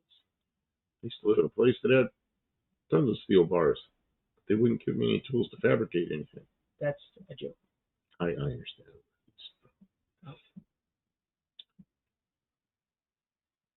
Dean Stevenson, I'm certain that's the best engine to dump in a Fox. So I missed which one he says is the one to dump in the Fox. The one I want. I was talking about 351. Yeah, the one I want. So a Windsor. What I'd love to have is like a 427 Windsor, because it's a lot of inches, and it's basically a bolt-in. That'd be pretty nice. And I have the cross member. I have a transmission. I don't know. I just need to find the right engine. Kevin wants us to put the small block in the back of the Del Camino. I don't think it would really. I don't know what kind of transmission the small block Chevy. Oh. Or we have small block Dodge engines too. I don't think we have a transmission that works that way. I think this thing will just be a slant for a long time. I mean, if the turbo blows up a slant, then we'll have to put you know what I'll build small block in it. You know what I'll build then? My Poly. I've got a 318 Poly. Yeah, I'll do. We should do that this winter. We should just build winters. Just build engines this winter. Don't even bring a car in here. I got a really nice 318 Poly that's machine work's done and everything. 400 Ford has tremendous potential. The fact that you don't start talking about 400 Fords. Those big heavy things. But that's what Dean Stevenson wants me to do. But they're kind of big and heavy for the front of a Fox body, But a Carvana 350 Chevy should go in the Studebaker project, which is what I bought it for. Yeah, I mean, that's what I bought it for. One of these days, real soon, we're going to do a video where we go fishing in the high weeds and pull out some Chevy parts. Because there is a big pile of Chevy parts. We go fishing. Oh, the front suspensions? Yeah. Oh, yeah, I've got a couple of... the subframes that's used like on Trans Ams? I got one I know that's a 79 Trans Am, another one's a Nova. It's a bolt-on subframe, got 4 bolts that hold it on. Well, I was just going to take that whole thing and cut the Studebaker frame and weld that on the front of it, and so I have the front suspension from a like a 79 Trans Am, and the tread width is about 1.5 inches wider, but I don't think anybody will ever see that. It's only 3/4 of an inch on each side of the car. Nobody's going to notice that. And the wheels will be slightly out further in the fenders. And then I've got a Chevy, what do they call that thing? Chevy corporate 10-bolt for the back. And, the bearings are blown out of that thing. Yeah, but so we take it apart. Yeah. But anyway, yeah. It's better not. The Studebaker rear end's about this big, little tiny stuff. Brakes that are like this. So, it'd be all Trans Am. And that rear end that I have, that 10-bolt corporate, is one of the, I think, 2 years they've made them with leaf springs for police cars. Now, the corporate they made for many, many years. They might still make that thing. But they only have leaf springs for a couple of years. So I got one of those. And the width of the leaf springs is perfect for the Studebaker. So. Mr. Burlock asks, Kim, do you need an ECU to do turbo? We're going to try and do it without a computer. We're going to try and hook it up analog. What is this? Oh. So we're going to try and do it analog. And if we can't get it to work, if we're having too much trouble, we could get it to... What? The turbo on the Slant 6?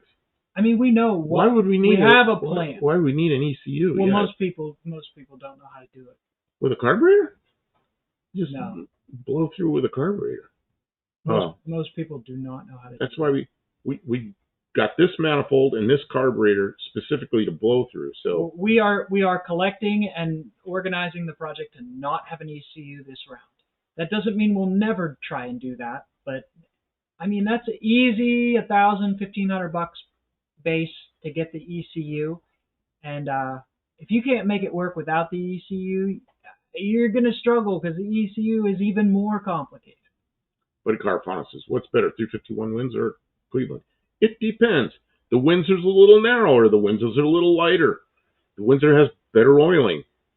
Windsor crank journals are much bigger around, which is good and bad. It's a stronger crank, just because it's bigger.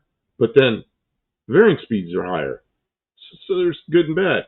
The Cleveland heads are huge valves, huge ports. They breathe like crazy. Way better. So then there's guys like Dallas Brown, the guy that's president of the HRA. He built a Thunderbird with an engine they call a Cleaver, which is a 427 Windsor with Cleveland heads. And man, is that thing, that's a 5-second car. These guys know about this. That's a 5-second car. Well, I don't know if Buddy Carfano's asking the question. Oh, okay. So that's like a combination of both of them. And there's some problems doing that. The Cleveland heads bolt onto a Windsor, but the water jackets don't line up. So there's some modifications you have to do there, but it's not that hard to do. And there's kits to buy that you can make the water flow the way you want it to, or the coolant flow the way you want it to. So Hippie Long said she could use a Holly Sniper for the Turbo Del Camino. And you know what? For a bolt-on solution, if money's no object especially, that might be a really... But Jamie from Dead Dodge Garage, he had all that stuff and he just struggled. It wasn't cooperating. He doesn't even know what was going wrong. So, I mean, just because you have that doesn't guarantee that you're going to have success. But yeah, the Holly Sniper would be nice. If we had one, I would probably incorporate it because it should bolt onto that manifold. The base plate should bolt onto that manifold, and then we would have fuel injection, and it would regulate fuel under boost more accurately than our plan will. But I think we could do it. Yeah, I want to build a 351 Cleanser Cleveland block with Windsor two-barrel heads from a 83 LTD. Yeah, you can do that. You know when you do that, the day you're going to run from the police, put that engine together and run from the police. With a cleanser? Yeah. How come? Well, he's saying a cleanser. You take the Cleveland block, which is not the better block, and the two-barrel heads from an 83 LTD with like the worst breathing small block heads you can get. That's what we'll end up with. Put the two bad ones together. That is exactly. Of course, then I don't know what you're going to do about the coolant problem. Let's see here. Mexican Spec is burning live. Oh, you don't have to feel sorry for the overlap. Actually, that's an excellent excuse for us to wrap it up. 3 hours. Just a second. I want to read this. Barrows says those GM subframes are very easy for swaps. Yes, they are. And I do like them. Yeah, and that gives you disc brakes and power steering. The biggest problem with the Studebaker is a Studebaker's a C-channel, and those things are they're a complete... what do you call it? And we don't know how to fabricate with metal. A rectangular beam. So what happens is people have done that, and then they crack right behind where you weld the Studebaker frame on. So you've got to box a Studebaker frame in, or just make the back of the frame out of tubing, which we have plenty of 2x4 tubing. So either way, I'm not going to make that mistake where you just graft a Studebaker C-channel frame onto a full box tube, because then there's a stress riser right there. So yeah, anyway. We have lots of projects. We're going to try and keep it interesting, and we'll be back on Tuesday night. Guys, go check out Mexican Spec. At least stop over there on your way out and click them a like before you head off to bed. Have a happy Easter. Thank you, Daniel Morrissey. Still here. He was here listening to my stupid haircut stories a while ago. All right. Let him go. Let's call it. All right, Kim. Kim's trying to gently shove me out the door here. Shut up. Let's go to bed. Thanks, everybody. We'll see you next time. I'm not ready to leave. I wanted to read some of that stuff. Studebaker used that bell crank steering for decades. Good luck, bye. And he knows where to get parts, but we're not going to do it. Yeah, you can buy those parts, but that was 1939 vintage engineering. It's horrible. All right. Take care, everybody. I guess I'm going to shut this down. We'll see you. Bye. Where are we going to see you on Tuesday night with hubcaps? With hubcaps. Hubcaps and wheel covers. Okay. Take care. Bye.